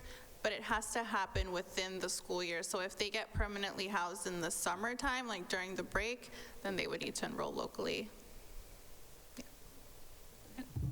Thank you. Another question. We heard from the liaison group about the ending of the carrot cards and the MBTA parent subsidy. We heard from you about the potential end of the guaranteed basic income program. There's a lot of safety net, ARPA-funded programs just coming to an end. I think I know the answer to this, but I would just love to hear it from you about how do you think the ends of these safety net programs for our students and families, how is that likely to affect our families experiencing homelessness or at risk of experiencing homelessness and bumping them to potentially, greater risk for experiencing homelessness? Can you talk a little bit about that effect? Yeah, so a lot of our families kind of participate in a lot of these programs at one point in time. I think that a lot of these families that have become permanently housed are actually permanently housed through the municipal voucher program, which is, it's most of them, which is like a deeply affordable rental subsidy. So we know that at least with that, they can potentially save a couple bucks, but I mean, it is gonna have an effect. These programs do allow our families to purchase food, which obviously we know the cost of food is going up. And I think it's more turning our focus to what we can do in terms of housing advocacy, like at the city level and at the state level, because subsidized housing, it works. And when people's rents is subsidized to their income, like if somebody is not making as much money as they were 6 months ago, they don't have to worry about their rent still being a certain price. So I think looking ahead, especially with all of these programs ending, thinking about what can be done on a more housing level, like more permanent programs. It's just unfortunate that a lot of these programs are, ARPA funded and won't be continuing. And I do know that it was mentioned that the food markets would be continuing. Those are very, very well attended, and they do happen once a month, and a lot of our families are able to get nutritious food through that. And there's other local food pantries as well. It's just kind of the autonomy of them getting to choose the food that they want to eat is eliminated. So. Ms. Patton? And when I said at the beginning that, the success with the GBI, the Guaranteed Basic Income, and the housing, the municipal voucher program, or even the subsidized housing that a lot of our families got, and we stabilized those families so much that up to now, you don't hear from them. So it's what people need, subsidized housing. Nobody's asking for anything for free. It's subsidized housing, especially up here in the north when we live such an expensive life. It's the subsidies and extra income so they can make ends meet. Everybody's working, but then you just give them that stability. There's so much stability, and I think this is the recipe for many communities, just to break down that poverty cycle and give these families and these children a chance with a lot of stability. Ms. Patel? Thank you through the chair. I really like how you summed that up, Ms. Bertola. I just want to compliment, I very much appreciate seeing the data and the context around the data. It's really easy just to say, we're going up, we're going down. I mean, the fact that we're identifying, we're more successful at identifying students, so like you don't necessarily want to see an increase, but that means that we are successfully as a district doing our work and being there for families. So I just wanted to name that, as well as like the work going around to have getting further down the pipeline around risk. So earlier, getting to know families who are starting to have challenges, whether losing jobs or incomes are going down, that being able to get the supports in there, and but also, so appreciating the data, which is really valuable, but at the same time, obviously this work has so much heart, so much compassion, and I want to thank you for, how you all meet families where they are and help getting all weepy and help them move forward. So anyway, the fact that you're, we're doing this work, you, with your heart and your mind, with the data too. So thank you for that. With a lot of love. Ms. Parrish? Thank you. I'm just realizing, I think Ms. Capuano also mentioned the role of professional development in these success stories. And maybe this is a question for our administration, but I'm just curious about, are there, or maybe you have thoughts, are there other areas in which, or maybe Ms. Santos has thoughts, other areas in which professional development for our broader staff could help us better support families? Or does it seem like we've kind of got it figured out where we are now?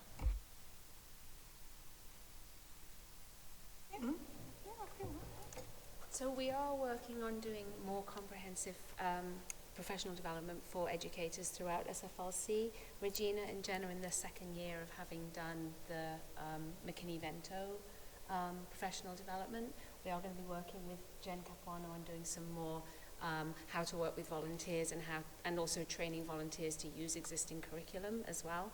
And Tina and I have just started family engagement professional development, which focuses on how to communicate with families, best practices, how to use plain language, how to meet families where they're at, and we just worked one-on-one with different educators around some of the challenges that they're facing, and plan to roll that out more broadly in the fall.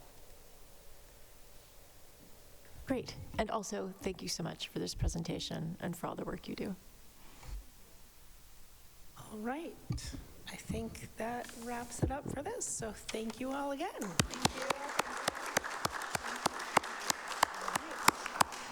And now it's time for CTE.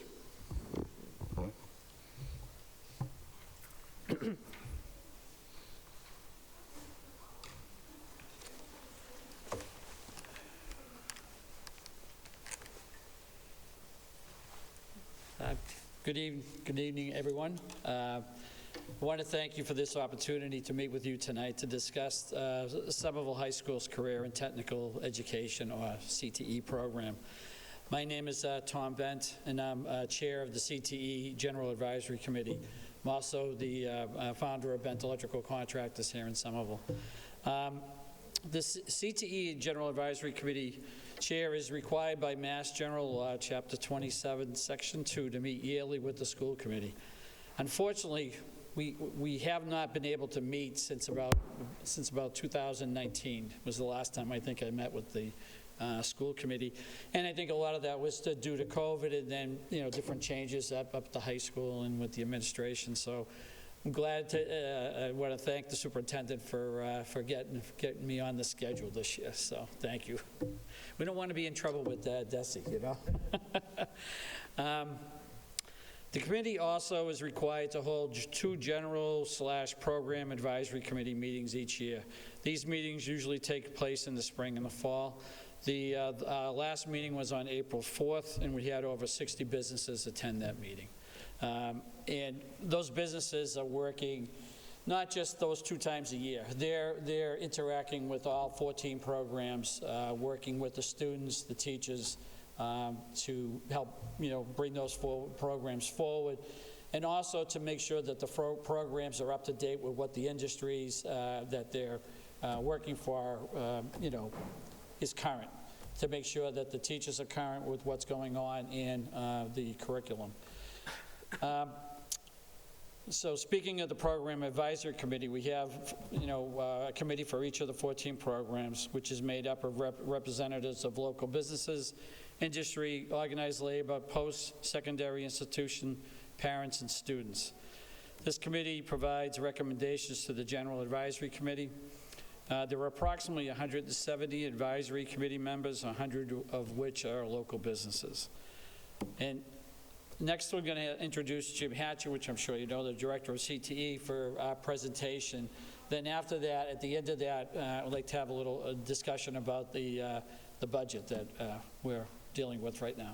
Jim? Thanks, Tom. I told you I'm jumping in when I need to. Hopefully we won't have that too often. All right, thank you, folks.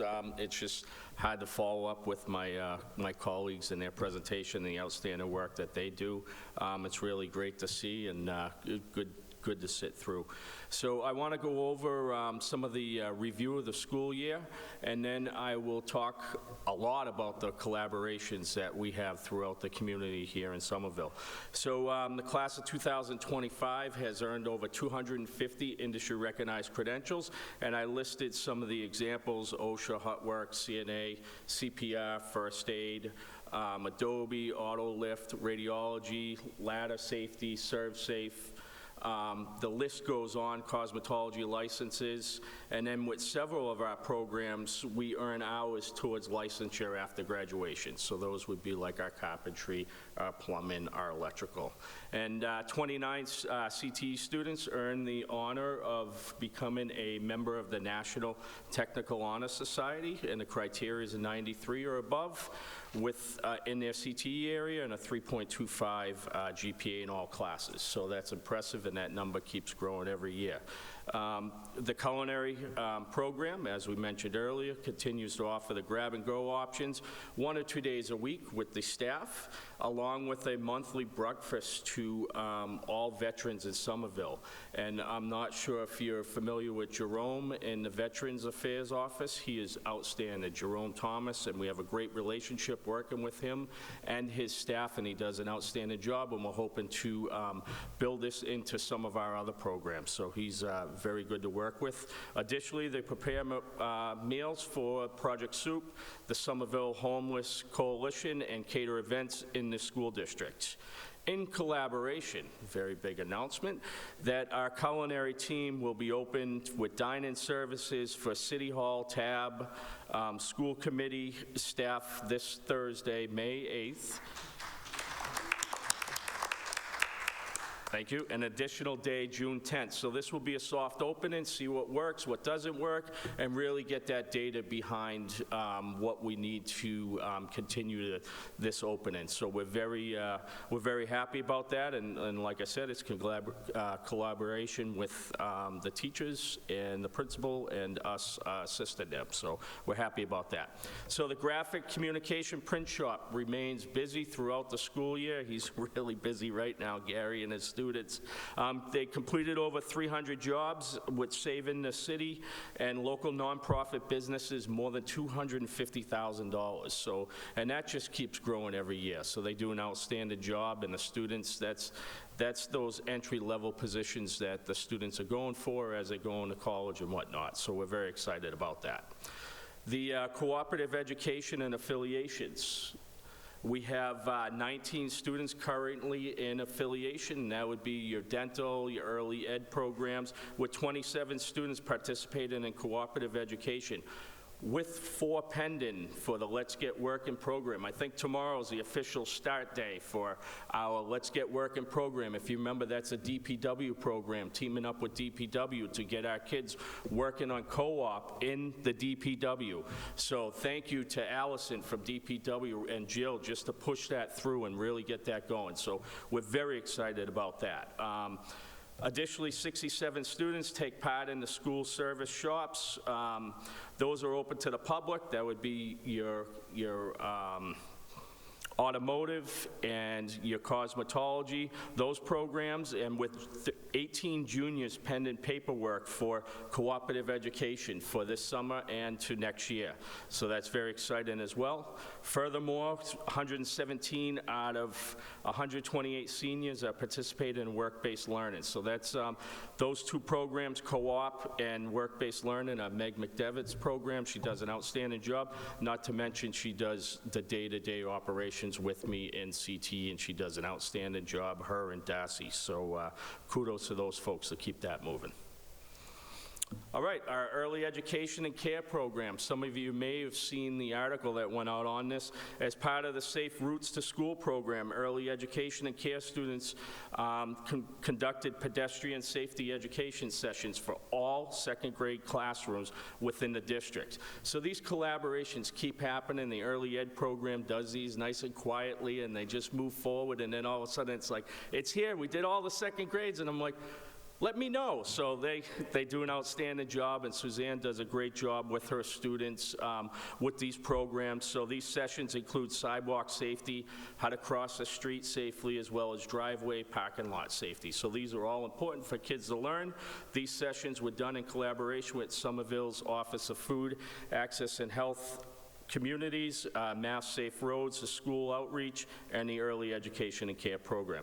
2 days a week, they also have the 17 sophomore students work in the after-school program throughout the elementary schools to gain experience with preschoolers. So Monday and Fridays, those students are going out and they're working in the after-school program. So that's great to see as well. Our automotive program, they're firing all cylinders, no pun intended. I probably tell that joke all the time, but so they've been open daily, and they completed on average to 20 to 25 vehicles a week. They completed services on over 200 vehicles already this year. These live jobs are saving the Somerville community members over $100,000 this year alone. So you'll see the Second Chance Car logo up top. So we teamed up with Second Chance Cars this year. This is a new relationship that we formed, and so Second Chance Cars, they get cars donated to the program. They bring them to vocational schools. Vocational students fix them up, and then they donate them to someone in need. So it could be someone down on their luck, someone that's recovering, and they're vetted through a nonprofit agency, and there has to be a need there. So you'll see the gentleman at the car, his name is Ronald, and he's recovering, and he's able to go to, this will provide him a ride to get his CDL license to further his career. So Ronald was great. He talked to all the students. These are the students that fixed this vehicle for this man to get to the next step in his life. And his uncle was there, and his mentor was there, and Ruben was there. And so we had some administration there, and it was just awesome to see the difference that these kids made in this one gentleman's life. So we're going to continue with the programs. I think we have one more car coming in, and then the great thing is the kids get to give this car to that person. So, and it's always held at the school that does the repairs and fixing up the car. So it's great to see. So, and, you know, part of doing that program, they donate $1,000 to each school for senior awards, which is, it is what it is, but we do it more for, you know, the community service and the outreach for sure. Cosmetology salon. The salon continues to be open to the public on Tuesdays and Thursdays. I know someone was asking me. Tomorrow's Tuesday, let's go. So from 10 to 12:30, the students provide services to 9 or 10 clients each day. Services include manicures, waxing, color treatments, style and facials, etc. The salon continues to team up with the Council of Aging for Spa Day clinics. We're in discussion again with the Director of Veterans Affairs to set up a spa day clinic for local veterans. Once again, that's something that we're trying to incorporate in a lot of our programs. So, and Jerome's all over it, and I think we're going to make that happen at least once this year. So, Boston Bruins, Bosch, and SHS. So once again, we teamed up with the Boston Bruins and Bosch. Bosch donated, you can go to the next slide, Bosch donated over $10,000 worth of tools this year. Last year was $7,500, so this is the second year that we're collaborating with them. They also donated 10 tickets, so it was myself, one of the Bosch representatives, and 8 students that went to the game, so it was great. And that was a night that we, that they raffled off the piece of furniture that they created. So it was great to see. The kids get a big picture by the chair. And so the winning bid was $2,000. Last year we had 3 pieces of furniture. We were kind of on a time crunch. However, when we did that picture, I had Bosch and the Bruins there, and they both said, "You're number one, we're doing it again next year." So I'm gonna hold them to it, so. Yep, the chair, yep, built out of the hockey sticks, game-used hockey sticks, yep, absolutely. So, and it also forces us and helps us collaborate within our departments, and that's the advanced manufacturing and drafting program, and obviously along with the carpentry program. So we're very excited to keep that collaboration going. Next up is, as most of you know, I chair the MAVA Vocational Directors Group, and so part of doing that is I get to sit at the table with some folks that want to collaborate with the vocational directors. So we had a meeting with Brunt Workwear. I don't know if anybody's familiar with Brunt Workwear. They started out of North Reading, and so it was gentleman, some of his friends, and they said, you know what, we're going to create some boots. They're all working people. That we're going to create some boots, and we're going to name the boots after each friend. So each friend has their boots, right? So all named after them. The business is becoming very successful. And so Brunt says, we want to team up with vocational schools in the state of Massachusetts. So luckily, as I sit at the table, it was myself and the assistant chair for the directors group, and says, all right, this is what we're going to do. We want to donate over 100,000 pair of boots. And so we're going to start off with your 2 schools. They've done it to other schools in the past, and we're going to start off with you 2, and then we're going to roll out across the state of Massachusetts. So he goes, I want to give me a date, and then give me how many boots you want, and we're going to have them delivered to you.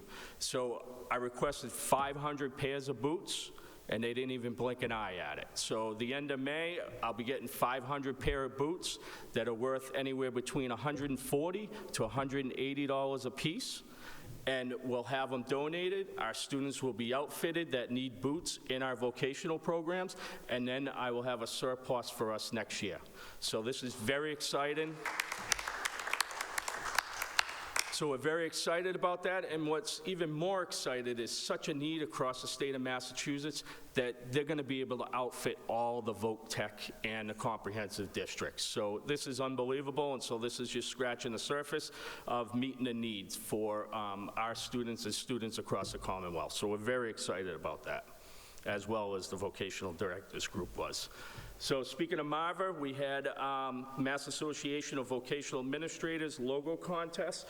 Sam Ryan, who is our outstanding vocational technical student from our graphics design program, won the logo contest for Massachusetts MARVA, and Sam beat over 100 participants for vocational and comprehensive districts.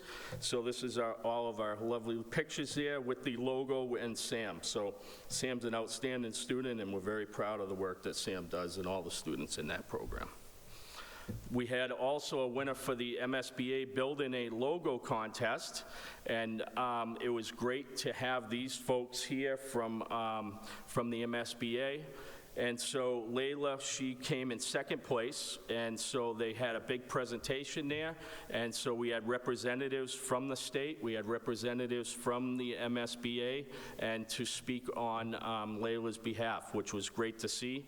And she beat over 157 participants, once again, from vocational comprehensive districts, so we're very proud of her work as well. So the Perkins Grant, so we get about $82,000 each year, 82 to 84,000. So I put this slide in here just so you know we are spending money. We're spending money appropriately, and we're trying to keep building these programs. So if you look, the fire alarm equipment went into electrical, the tire machine went into automotive, and then the slip and drive machine that went into HVAC. So that's a piece that makes the ductwork. And so these pieces of equipment are about $15,000. Each got $15,000, so that's $45 out of the $82,000 that we spend. So my goal is to keep every year we'll do 3 or 4 programs to buy a piece of equipment, and so then it'll rotate through and build these programs up with the equipment that's needed. So it's the bigger pieces of equipment that's needed. So that's what we're doing with the Perkins, and then a lot of the student certifications and the staff PD are paid for by the Perkins Grant. That's ultimately what we pay for out of Perkins. And then donations, we're doing our part, donations to the CTE program. We have over $38,000 donated this year, and you can look anywhere from Windy City Wire, South Wire, Weldon Metal Fab, Northeast Regional Council, Plumbing had PJD on, FW Web.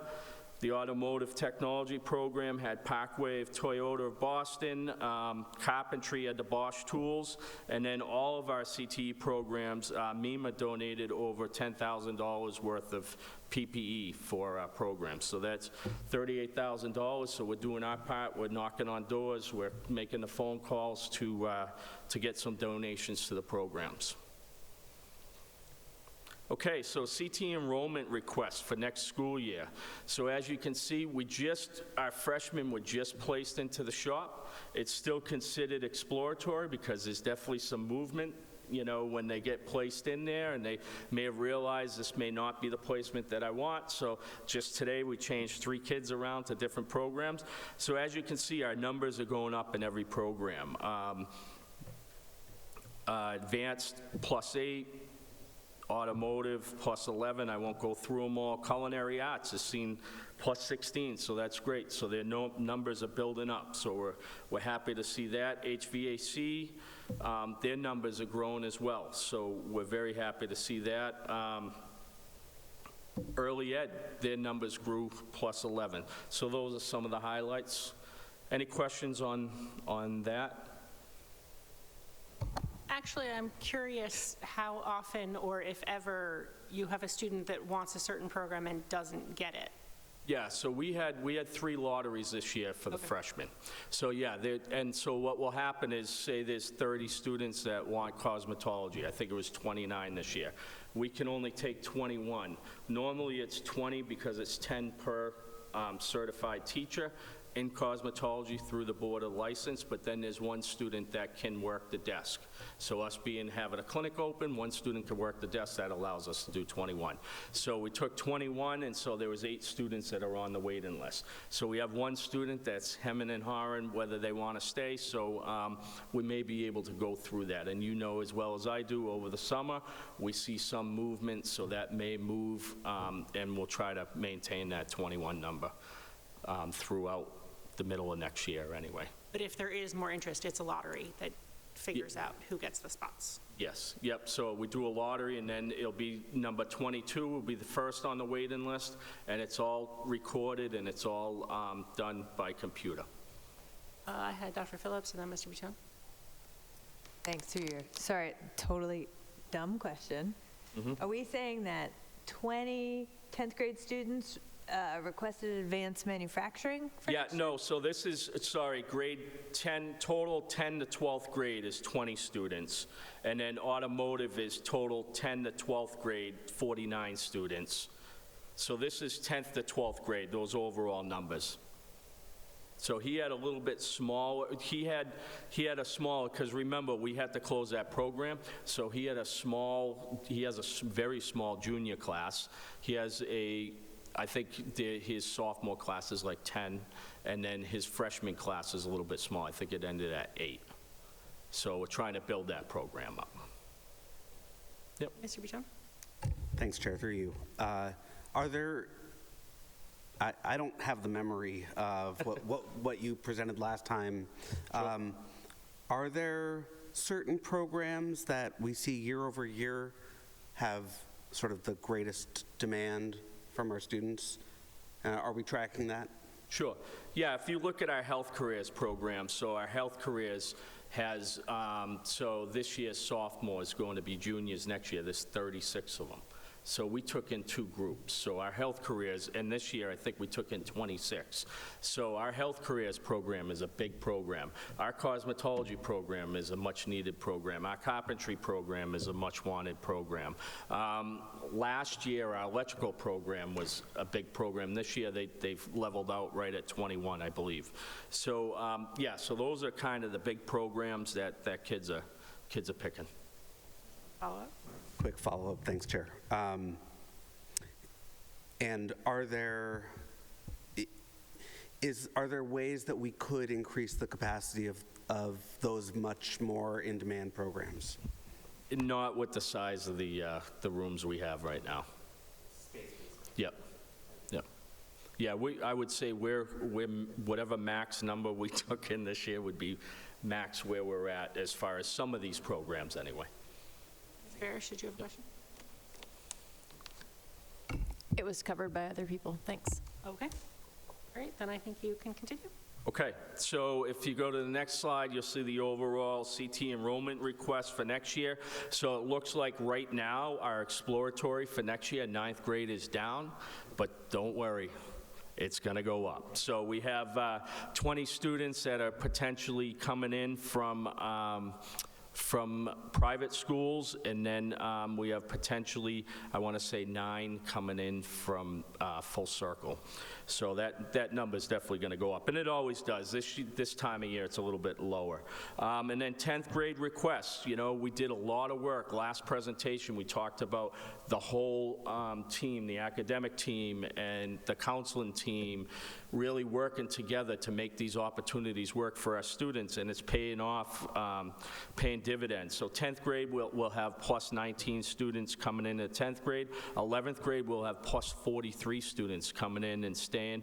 And then 12th grade is plus 36 students staying.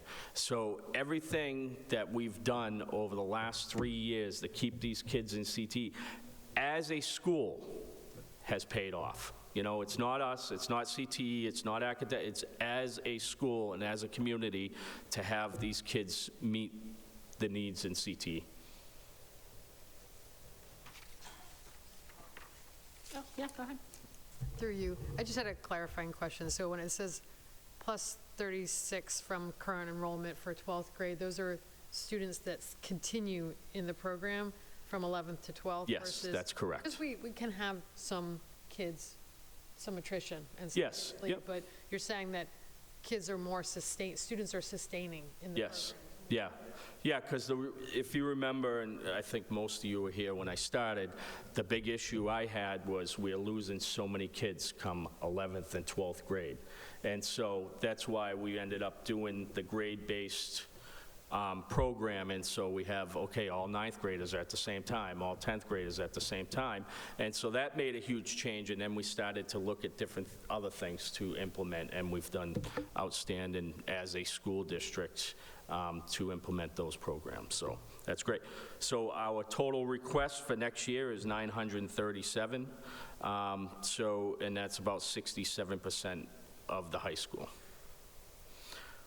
All right. So as the next slide, you'll see as, you know, the, no, go back one, please. Thank you. So you'll see, so the first year I came in, we were at 634. I came in January, and then we just kept building from there. And so as you can see, we're over 300 students more for next year than the first year when I came in. So, you know, as we talk about budgets and everything else, we'll just kind of remember that, and I'll move on to the next slide. All right, Skills USA. All right. So we had 19 students go on to states this past weekend. So it was Thursday night, Friday night, Saturday. So our students represent us so well, and so proud of as I walk around and I see these 19 students compete and just working hard.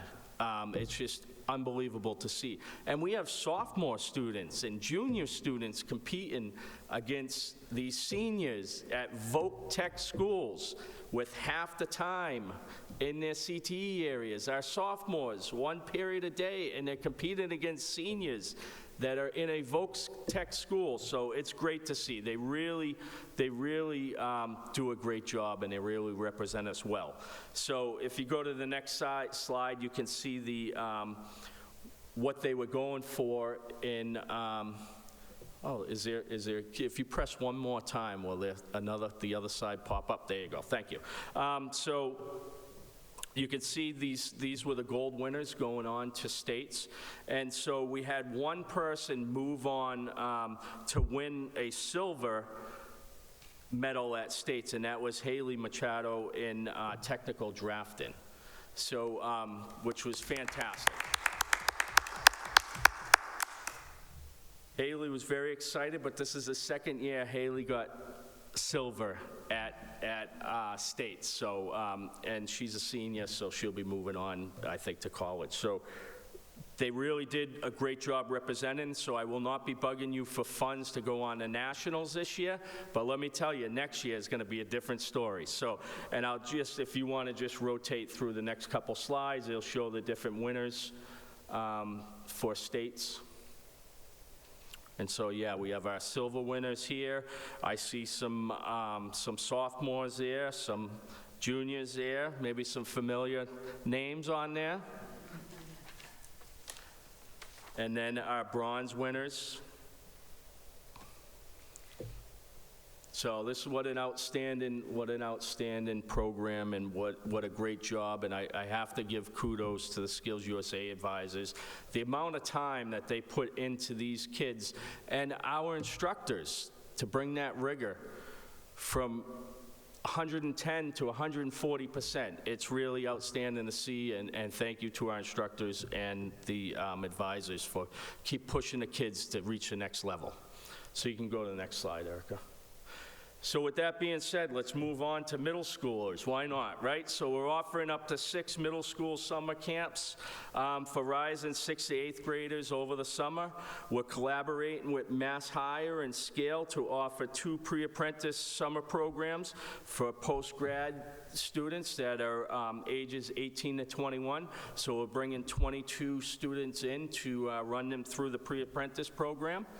And then we're collaborating right now with Scale to offer a night ESOL CNA program and the ESOL Early Ed program, in which both are currently running, and over the summer, Jocelyn and her team's going to be running another CNA program. And I hope all of you know Jocelyn, and she's just unbelievable. She's just a go-getter. I wish she would lose my number sometimes. But no, she's great, and you all know how great she is. But yeah, we just keep moving, right? She's like, all right, Jim, let's go. And I'm like, no. So she's doing great, and I really do love working with her. And if you know her, you understand the joke, you know? And then I might as well continue with Jocelyn. We collaborate with Scale to write 2 grants for green energy training programs. One was for over $350,000 with both electrical and HVAC, and the second one was HVAC for $300,000. So we're still waiting to hear. As you know, a lot of these grants are kind of in flux right now, so we're still waiting to hear. I would love for one of those to break for both of us. And then we collaborated with Scale again for writing a planning grant for CTI. So this is Career Technical Initiative. This is what most vocational schools, or almost all vocational schools, do, and a lot of comprehensive districts are doing. Once we get this planning grant going, the money almost becomes automatic right after that when we apply for it.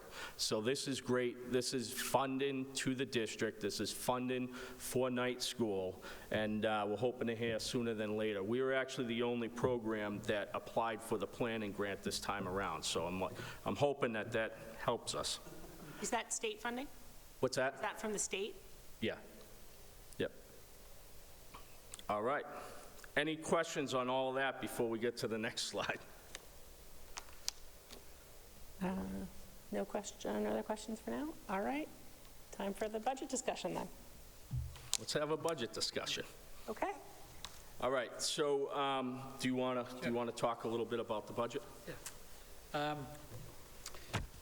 First of all, I can't let him go on here, because I just want to thank Jim, his staff, and the teachers for the incredible work that they've been doing to really help raise the bar. Because one of the things that the CTE program, one of the issues that we had back with the new building, being transferred over to the Edgerly, and, losing Leo DeSimone during that process, and, then finally moving into the new building. Some of the programs took a hit, but just from when Jim's come on to today, we've seen an increase of over 303 kids come into the vocational program. And that's worth to be noted, because a lot of work went into that to make all that happen. And I also want to thank our 170 business advisors that have been kind of on the backs of not only teachers but Jim, to kind of push to say, hey, these are the things that we need, these are the things that we want to see. And then with the Skills USA, one of the things that I was talking with Jim about this, and we've noticed in talking to some of the business advisors, how that competition, they're competing with other schools, but there's also competition going on now in each of the programs, because those kids want to be able to represent Somerville High School. So we're seeing how that bar's been raised all across the board. So the amount of, one thing what I love about going in there is the vibe that when you go into the CTE programs, it's just incredible. It's there, and there's just so much collaboration going on between students, the teachers, the advisors, the staff. It's really, it's impressive. So I invite you to come down and go into a carpentry shop or electrical and see what's going on. But now I'm going to talk about the budget. I hope you've all had a chance to see the letter that I sent out last week.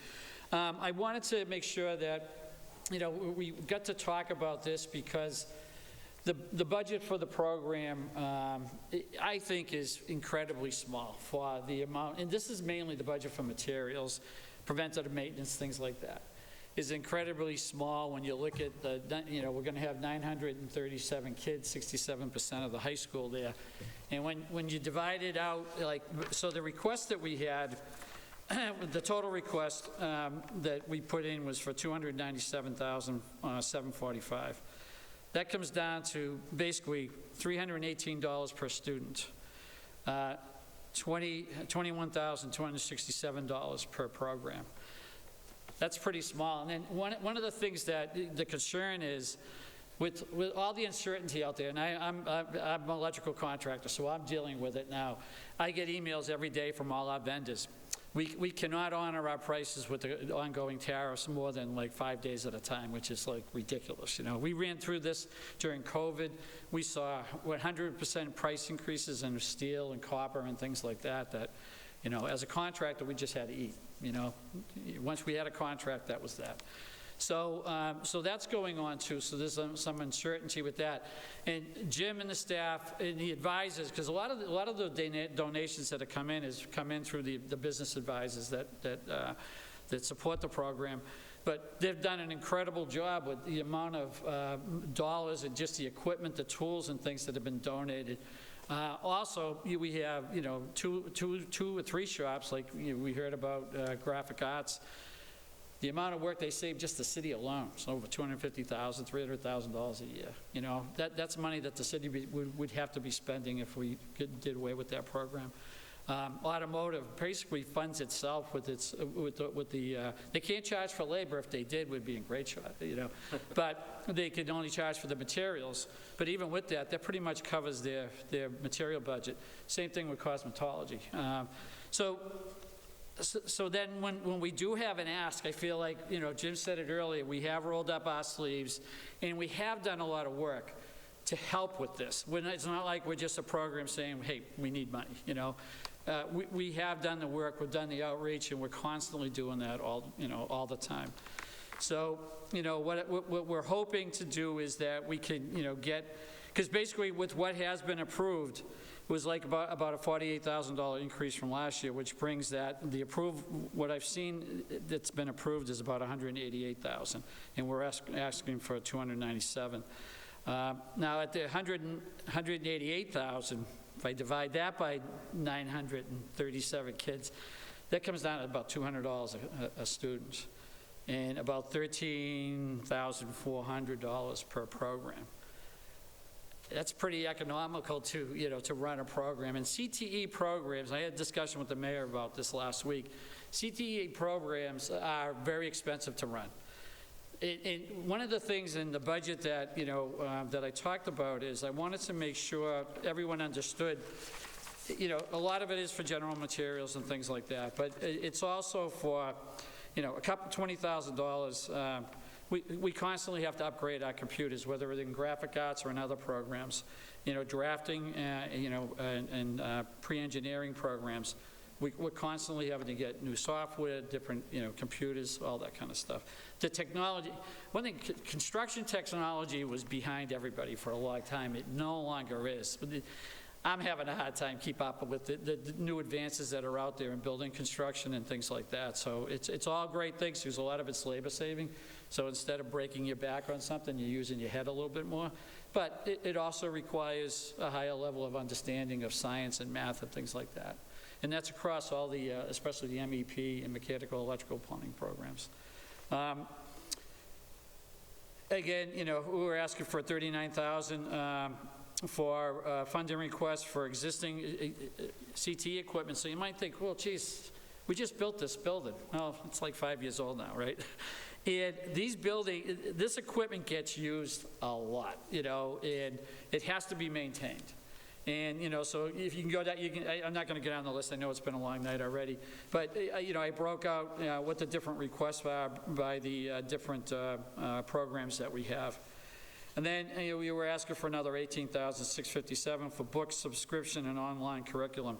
Again, this is a key thing, because a lot of regulations that we have to teach the students on in codes constantly change. I know the electrical code, the National and Massachusetts electrical code changes every 3 years.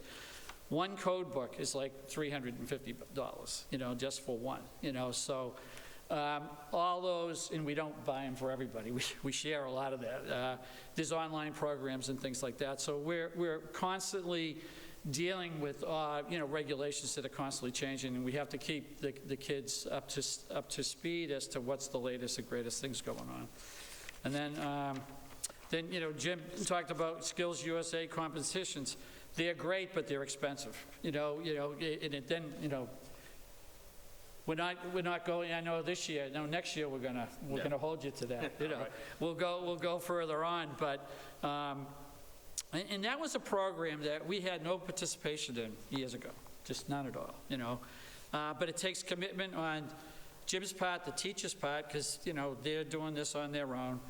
And then also on the students, their families, and things about, there's transportation costs, there's lodging, things like that you have to consider. But I think it's a very important program. Like I said, it is raising the bar with these students in the programs to be better and to compete with others, and which is great.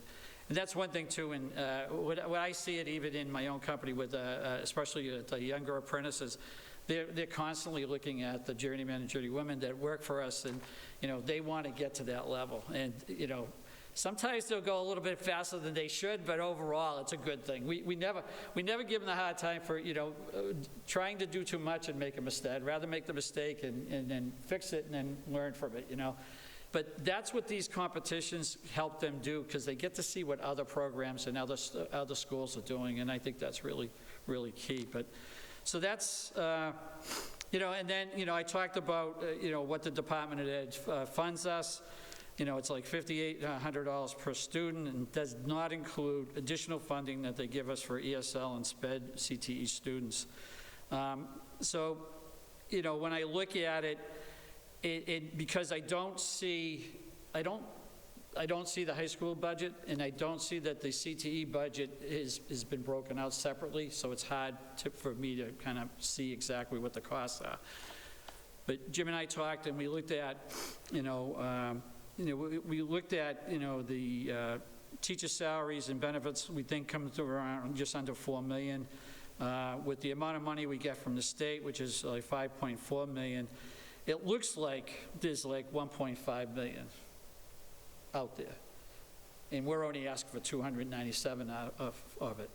So, and I realize that some of that money is going to other programs that, that fund the school and part of the CTE also. So, I think at the end of the day, the ask is, I don't feel like we're asking a lot. I think you're getting a very good bang for your buck with the program and what we've been doing over the years, and hope that you'll be able to, and I understand. I've been watching things. I know what's going on out there. I represent the city at the Metropolitan Planning Organization for transportation on the federal and state level. And we're trying to do our 5-year tip right now, and we have no idea where the federal government's going to be with funding. One of the big programs we want to do for Somerville is lower McGrath Highway, to a boulevard. The feds just pulled, $58 million out of that program. The good thing about it was we never counted on it. So Biden administration got it in at the last minute, and Trump's pulling it out. So we're dealing with that too, so I understand what you're going through too. But again, this program has been growing, by leaps and bounds. Vocational and CTE education has found its value out there. Parents see what the value is. I mean, we have the program with Local 103. We take the top 1 or 2 kids every year. They automatically, from a program that I started with them almost 20 years ago. They used to look at the unions used to look at the CTE programs as the feeder for the non-union side of the business. And I can remember having a big argument with Mike Monahan, who was the head of the Local 103. You're letting them do that, and then we ended up creating that program. It's 20, 25 years ago. And some of the best people that have worked for me over these years have come through that program. But, we wouldn't have been able to do it without the, Somerville High School and the CTE program. So I just want to thank you for, listening to us tonight. And, if you have any questions, let me know, and we'll go from there.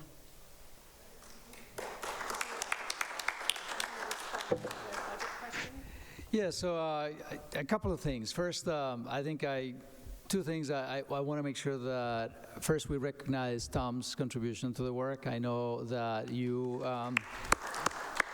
you are not only just a business partner and a steward in the work around CTE, but also someone fully committed to making sure that the work happens at all levels. So thank you for your contribution.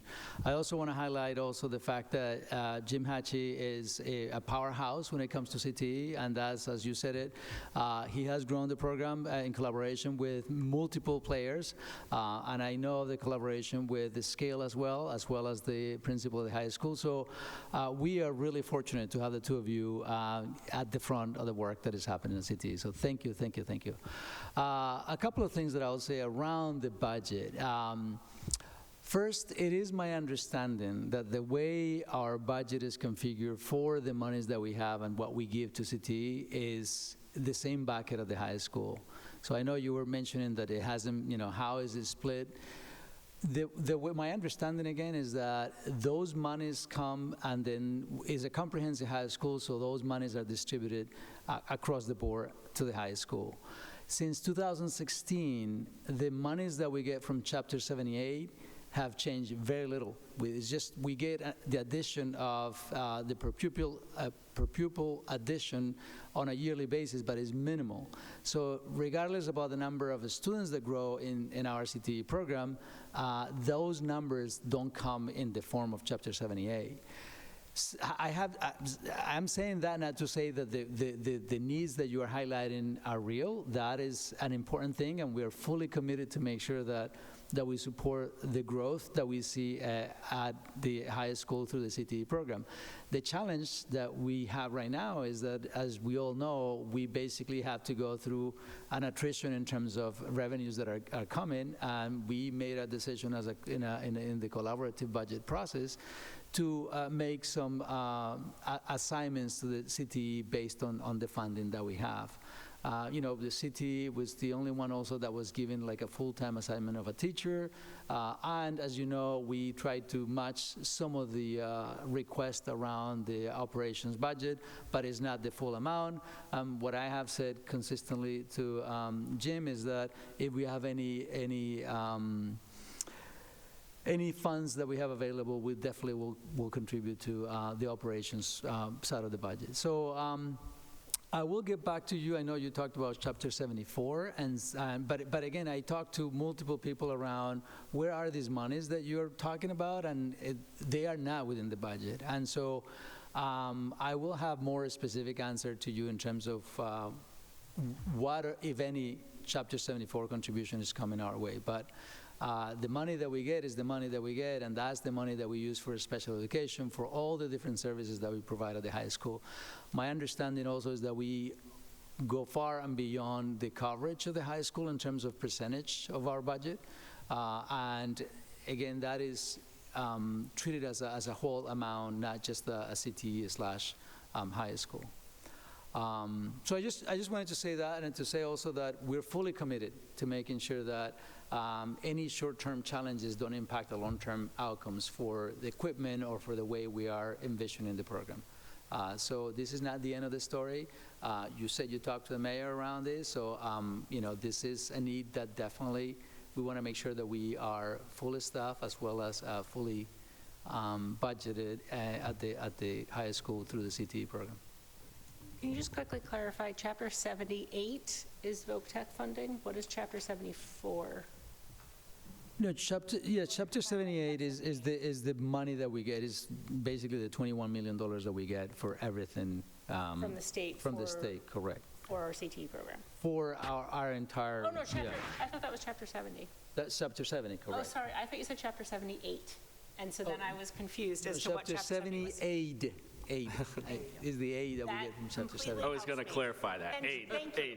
Chapter 70. It's the pesky accent, yeah. Aid, yes. My apologies, and now it is clear, and hopefully clear for everyone else. Chapter 70, the state aid, and then Chapter 74 is vocational certification. Correct. And so I have to break that down because we are not a vocational school. We have a comprehensive high school. So those numbers that you mentioned probably might exist in the vocational world, but I don't know. I haven't seen them in our revenue stream. So I will have to look at that more carefully. Yeah, we could chat about it. Yep. Dr. Phillips and then Ms. Rito. I have a lot of questions, but I'll just start with one. First of all, thank you so much for all the work you're doing, for the incredible ways you've grown this program. It's just incredible. I keep pushing my kid to sign up for exploratory next year. She's not having it yet, but Tippy Rosenstock, she's coming next year. I had a question about the collaborations and summer programs, mostly just because I'm writing a lot of proposals these days and wondering if we are building into these proposals some money for equipment maintenance and stuff? Yes, yep, that's built in. That's built into to the summer, the pre-apprentice programs. Yep. Great. Yep. Mr. Vitone, and then I'll come back. Thank you, Chair, through you. So what I want to understand, I appreciate the list. You sent us a letter, Mr. Bent, with itemized listings of the resources that are requested there. And it's very helpful, but, you know, not being in the trades myself, I can't make heads or tails of most of these items. So I would ask if you could spend a minute to not go through the list, but, you know, we've been asked to put together a level service budget, essentially. So what I'd like to understand is,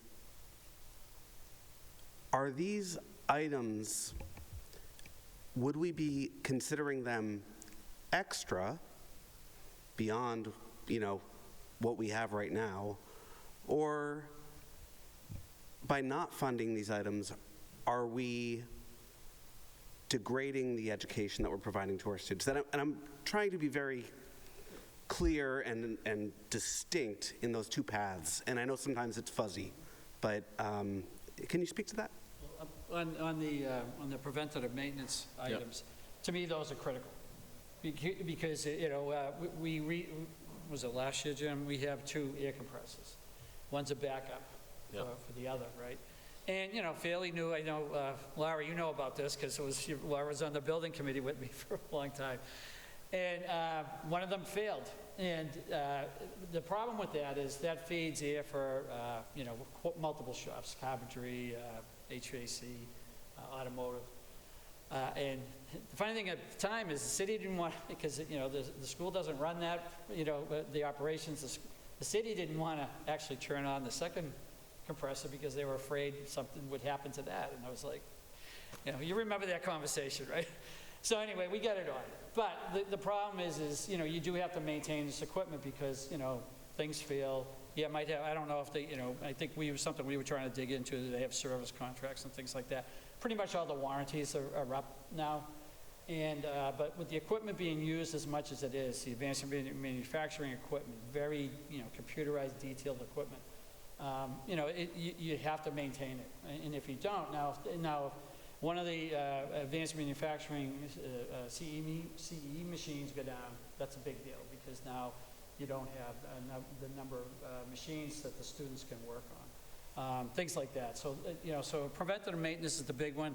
Jim, you probably know better on like the computers and things like that. Yeah, so you look at, as Tom mentioned, the air compressors, right? I found out that it was my responsibility for those air compressors when nobody else wanted to pay the $27,000 to fix the air compressors. So, so that's just the way things work. So it was $27,000 repair.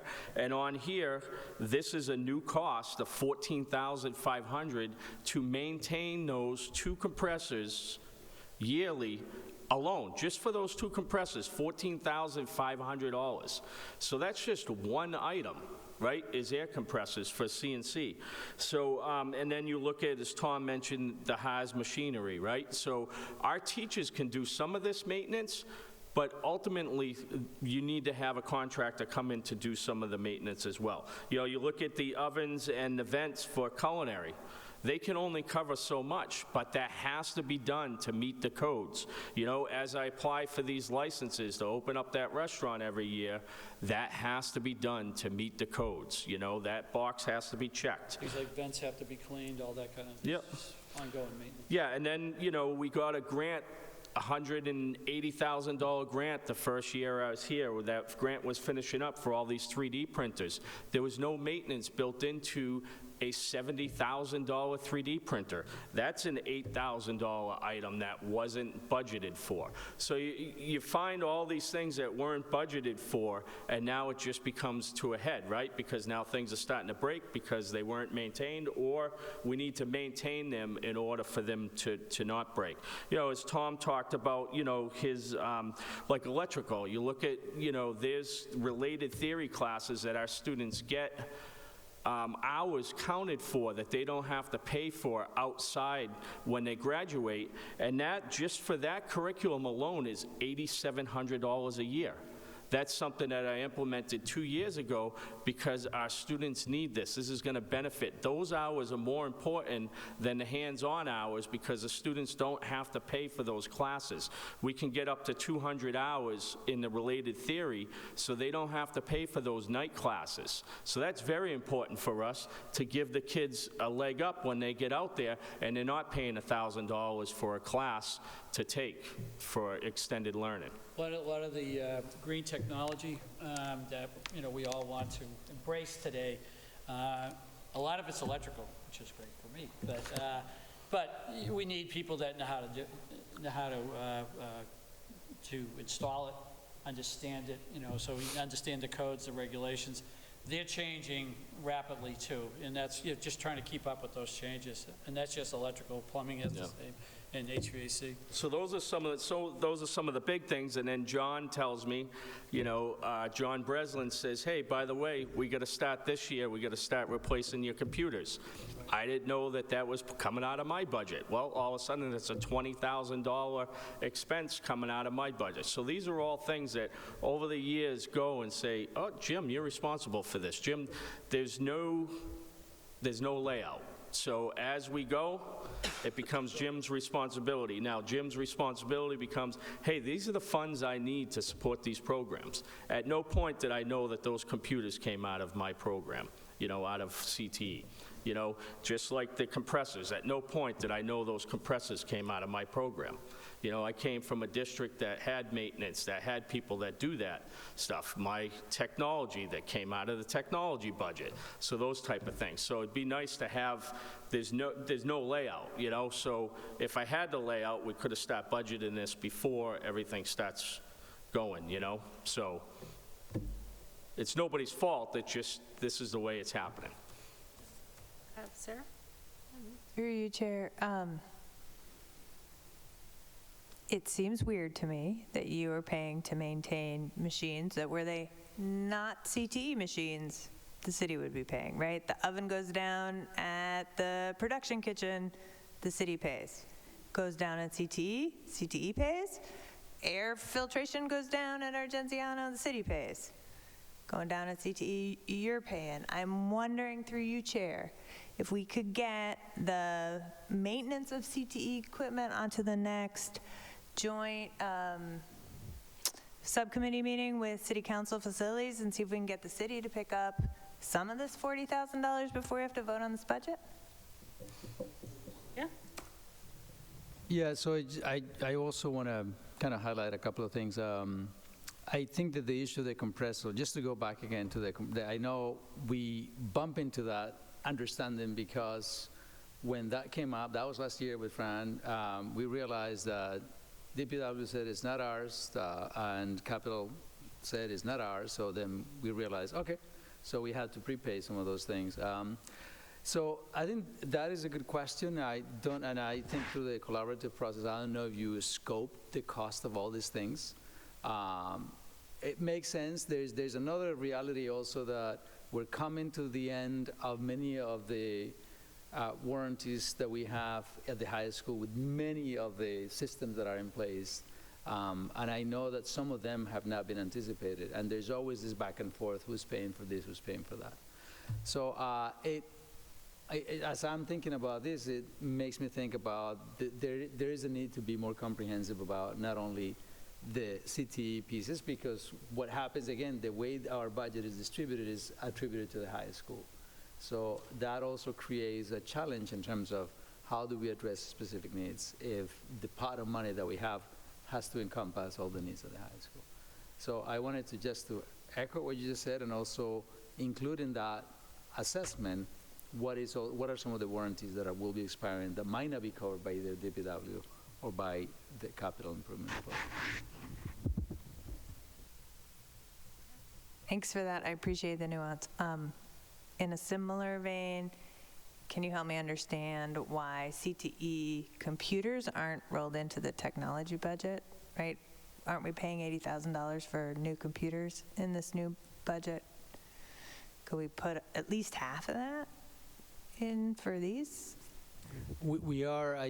How much are we prepaying of that? How much did I commit to the computers? I know that. So it's 20,000. I did get a call from Pat the other day that said, get her a quote. We may have some funds this year, so that may be covered, so. Correct. So we, as I said, any efficiency dollars that we have, because some things have to be prepaid that can fit that category, we are trying to do as much prepaying.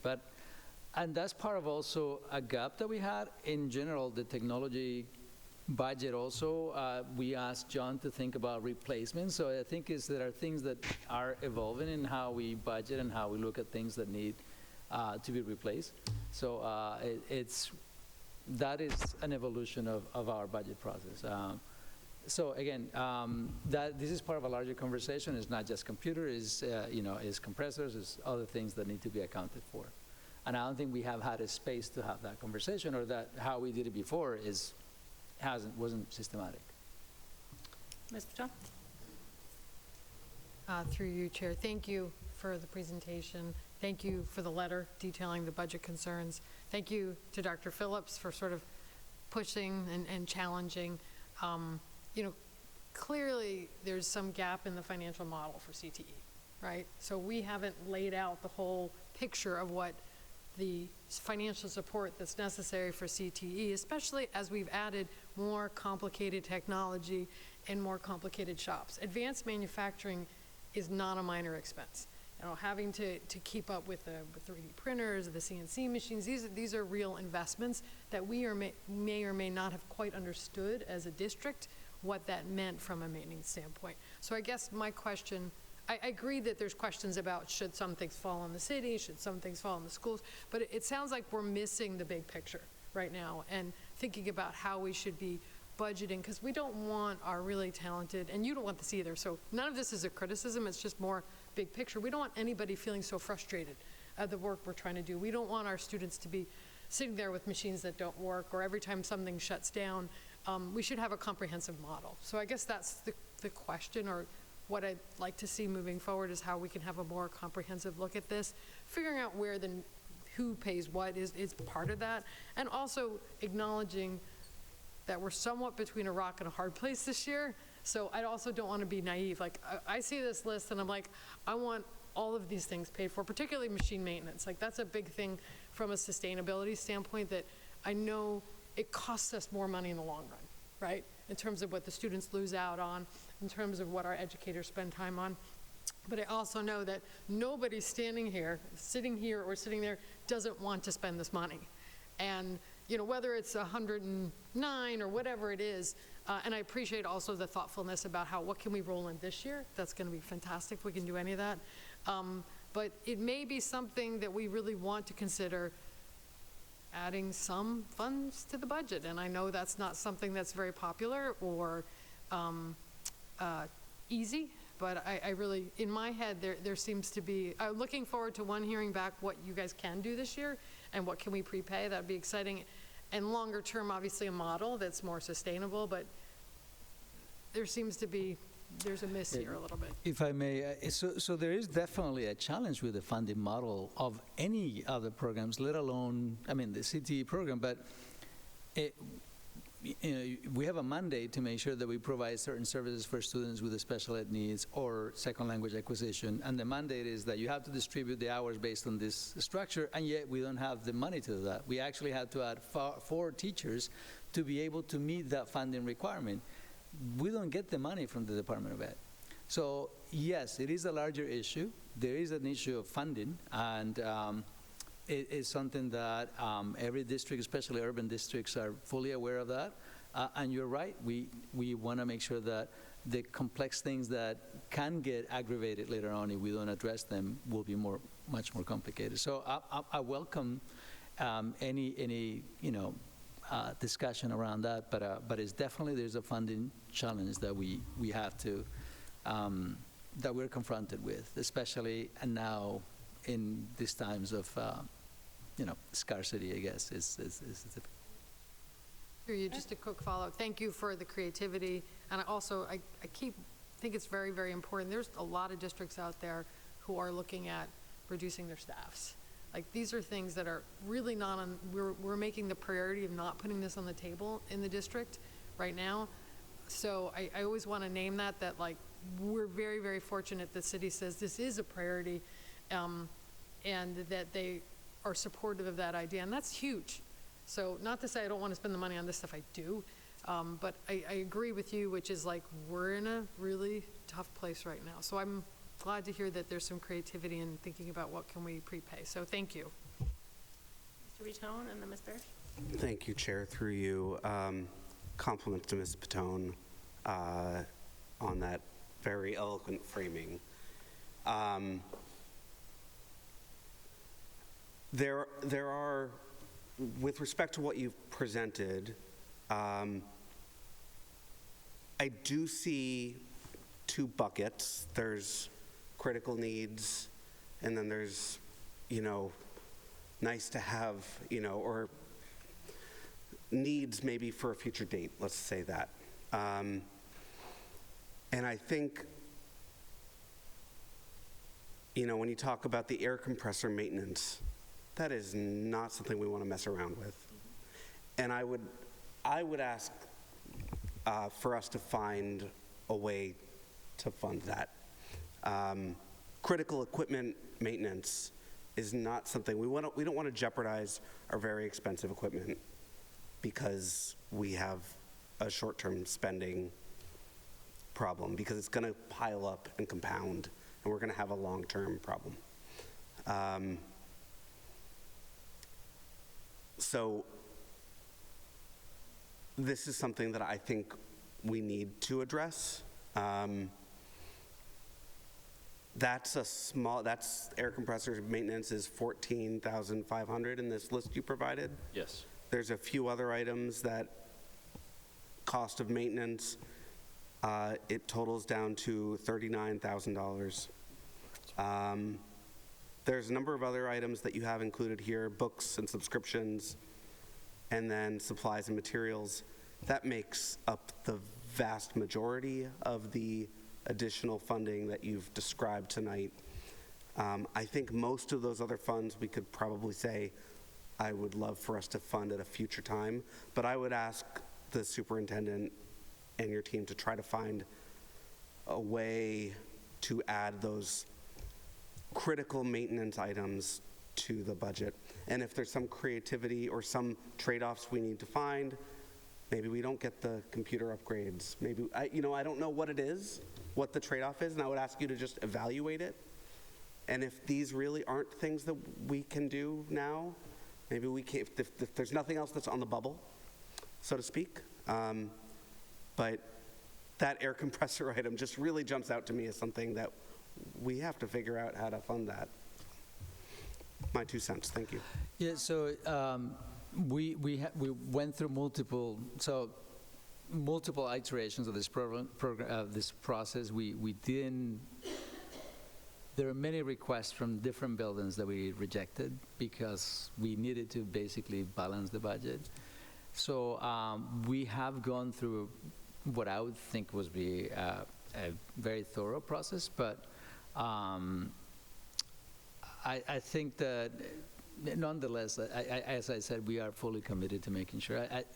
I mean, again, my conversations with my finance team is that these monies are collectively put together at the high school. The only way I can think of doing that is looking at what within the high school needs to be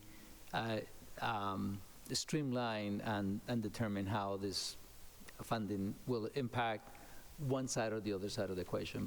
But is at this point, this is where we are. And so I don't want to commit to say, yeah, well, we're going to go to another round of, like, I would have to bring everyone back at the table and say, like, let's see tell me what you have that I haven't asked for.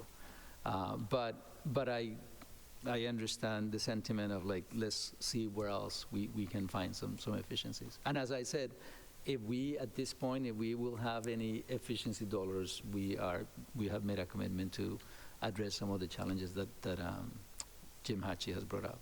Did you have a follow-up? Yes. And then yeah. Thank you, through you, Chair, to the superintendent. Thank you, and thank you for reminding me about the budget collaborative process that you have gone through very comprehensively. And, we happen to have a very compelling story in front of us right now. I'm sure there's we'd have a line of Right. administrative staff behind us here advocating for similar critical needs. So much respect and appreciation for the work that you've done to put together this very streamlined budget that we have in front of us that we're going to be talking about in the coming days. I know we will also have a lot of community interest. There's a rally planned for right before our budget presentation, and I think this is just maybe an example that's in front of us of where a little bit of extra money would go a long way. So I know I don't have the full picture in my mind, and you may, and I appreciate that. So thank you. Ms. Parrish? Thank you. Through you, Chair, I'm just thinking about Dr. Phillips' request that the conversation be brought to the joint building city school committee subcommittee. And I'm curious because I'm not sure how many of the people in this room were involved in CTE before the high school project began. Maybe only Mr. Bent. Power came on during the process. So I'm curious about whether similar expenses way back when were covered by the city at any point in the past versus always being the responsibility of the CTE budget. Once the decision was made to build the new building, we were in Band-Aid mode, with the old CTE wing. So we were, doing the best we could with what we had because they didn't want to spend additional funds to buy new equipment, things like that. We did get lucky on a couple of things. Governor Baker at the time, who was very, he loved CTE programs, and we got a couple $1 million grants, and that's how we started the advanced manufacturing program years ago. So we actually, again, we advocated for a lot of that, and we were able to get it. But I think most of it, I believe the city was handling most of the basic repairs to the building at the time. As far as, to be honest with you, I don't know on particular like shop equipment. I don't remember it coming out of our budget, but it's been a while, so I can't say 100%. And it might have been a little bit of both. I remember having electrical students going down in, because there wasn't enough money for when we got the dental program started in the old building. And that was through a big donation from Tufts University of all the equipment back then. So again, we were starting it on a shoestring. But the city couldn't pay for the electrical work to get done, so what we did is we donated a lot of the materials, and the kids actually, under the supervision of the teacher, wired all the chairs and did that. So it was great learning experience for them. Everybody won on that. But that's what we've been able to do, kind of little smoke and mirrors to try to get things done over the years. One thing though, in my role as a contractor, when we see buildings turn over, what we realize is a lot of times the owners don't understand what the operation cost of those buildings are. And you have, a very complicated building over there that is very energy efficient, but it costs a lot of money to keep it that way. And that's just the main building systems that, isn't really just for CTE. I think too, I love the idea, Dr. Phillips, about, having that discussion with the city is to finally clarify who owns what, who's responsible for what. Because I remember we had some of these issues during the building process as things started to turn over and things like that. So, and I never felt like it was very clear at the time. And I know we pushed for more clarity on that. So I think that's the understanding, because I think what's happened too is, and I've seen this in other parts, where a project gets done and then it is like, okay, now the contractor's turned it over, who owns it, you know? And not just with the school, it could be something else too. But I think operations of the building, you know, I'm sure that there's usually sticker shock on that. People don't realize it. Even though it's a very energy efficient building, it's a big building, you know, and it's complicated. There's a lot of different systems in that building. So again, when you go green technology, I think we went to silver lead over there. A lot of complicated systems that need maintenance and things like that. And that's just the main building systems. Don't have a lot to do with CTE, you know, but I do want to, you know, say there may be some savings on the city side when they're putting contracts out to bid a larger picture, right? So it's like all, you know, whatever way they do it, all the air compressors in the city come under one contract. You might get a better deal when you're putting it out to bid because there's, you know, there's savings in quantity, you know. So that's another area where I would encourage the school committee to talk to them about, to say, is there some savings in combining some of these items.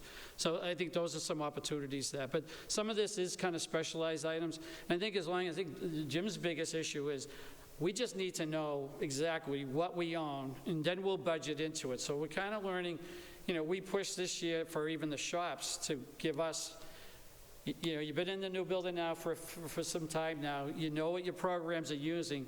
We want a real budget, you know, from the individual shops as far as what materials and things that they need, and kind of holding them to it also, saying, so that then Jim can plan when he's putting his budget together to go to the superintendent with, that we have a pretty good firm understanding this is what we need.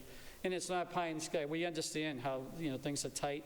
But my biggest thing here is, with the growth in the number of students, I just want to make sure the distribution of funds is fair and equitable to the 937 students that we're going to be educating. And a lot of these kids, they're going off into the workforce. You know, I was just told one of the top kids in electrical has, you know, got, I think, a full scholarship into Northeastern's electrical engineering program. And to me, that's a huge win.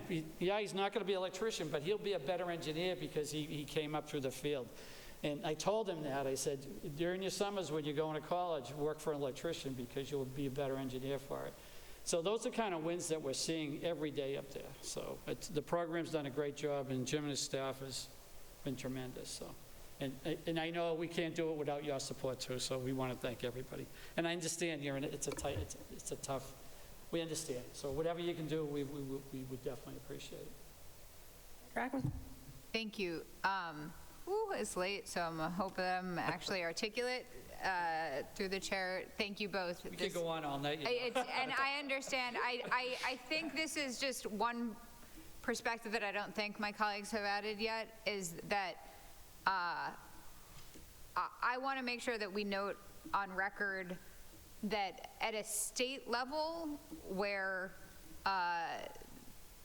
acceptance to CTE programs is not particularly equitable, and I personally am disappointed, you know, I'm publicly willing to state that I'm profoundly disappointed in our House that they are barring DESE from potentially making acceptance to CTE programs more equitable, that, you know, as you said early along in your presentation when you started it, how hard you're working and how you are working with everyone else at the high school to keep students in the programs, to make sure that students, you know, who may not come in with the top grades, who may not come in, who may not have met the metric for the CTE regional programs, that you're keeping them in and, you know, getting them through. And, you know, to me, the investment that you're making in our students, all of our students, you know, seeing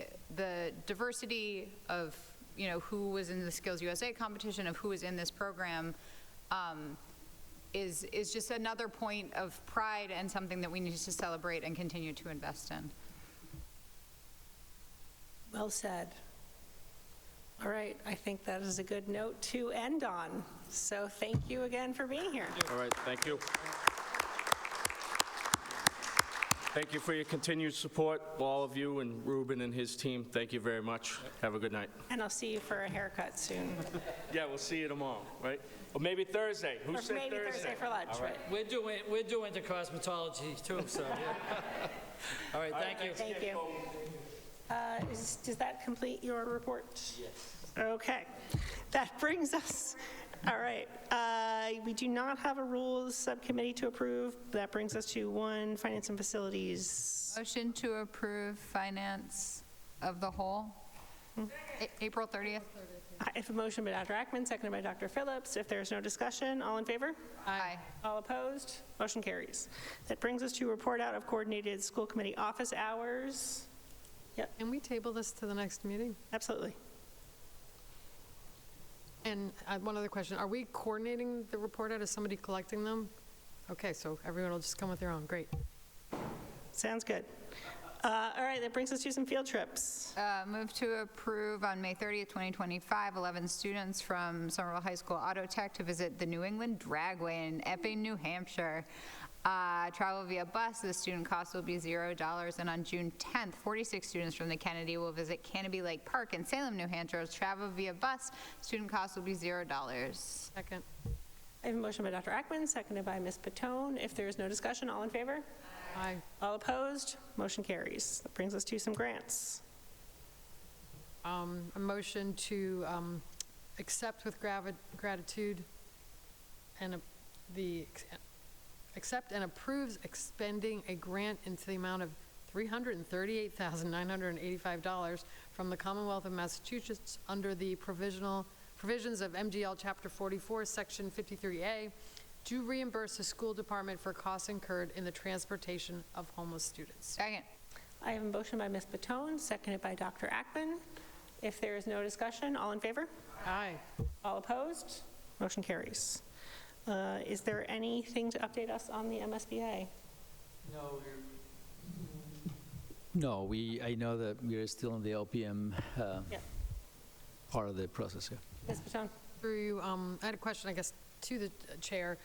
If we are going to have some type of conversation with the body about the recommendation or the concerns, I request that some of the information that the CAG is being received, can that also be given to the school committee so that we can come to the conversation more informed than just our opinion? Yes, this was actually one of my concerns about how to do this process, because if we're walking in uninformed, it doesn't really feel terribly useful. So I need to talk more with Mr. Green about how best to do that and to actually come with some information so that we're grounded in something. So I agree, and yes.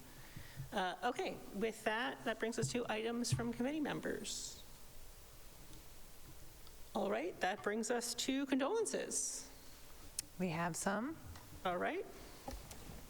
The school committee extends its deepest condolences to the family of Billy Goodspeed, brother of Jennifer Goodspeed, special education AIM paraprofessional at the Capuano School, and Timothy P. Pacheco, brother of Andrea Peace, occupational therapist at the Capuano School.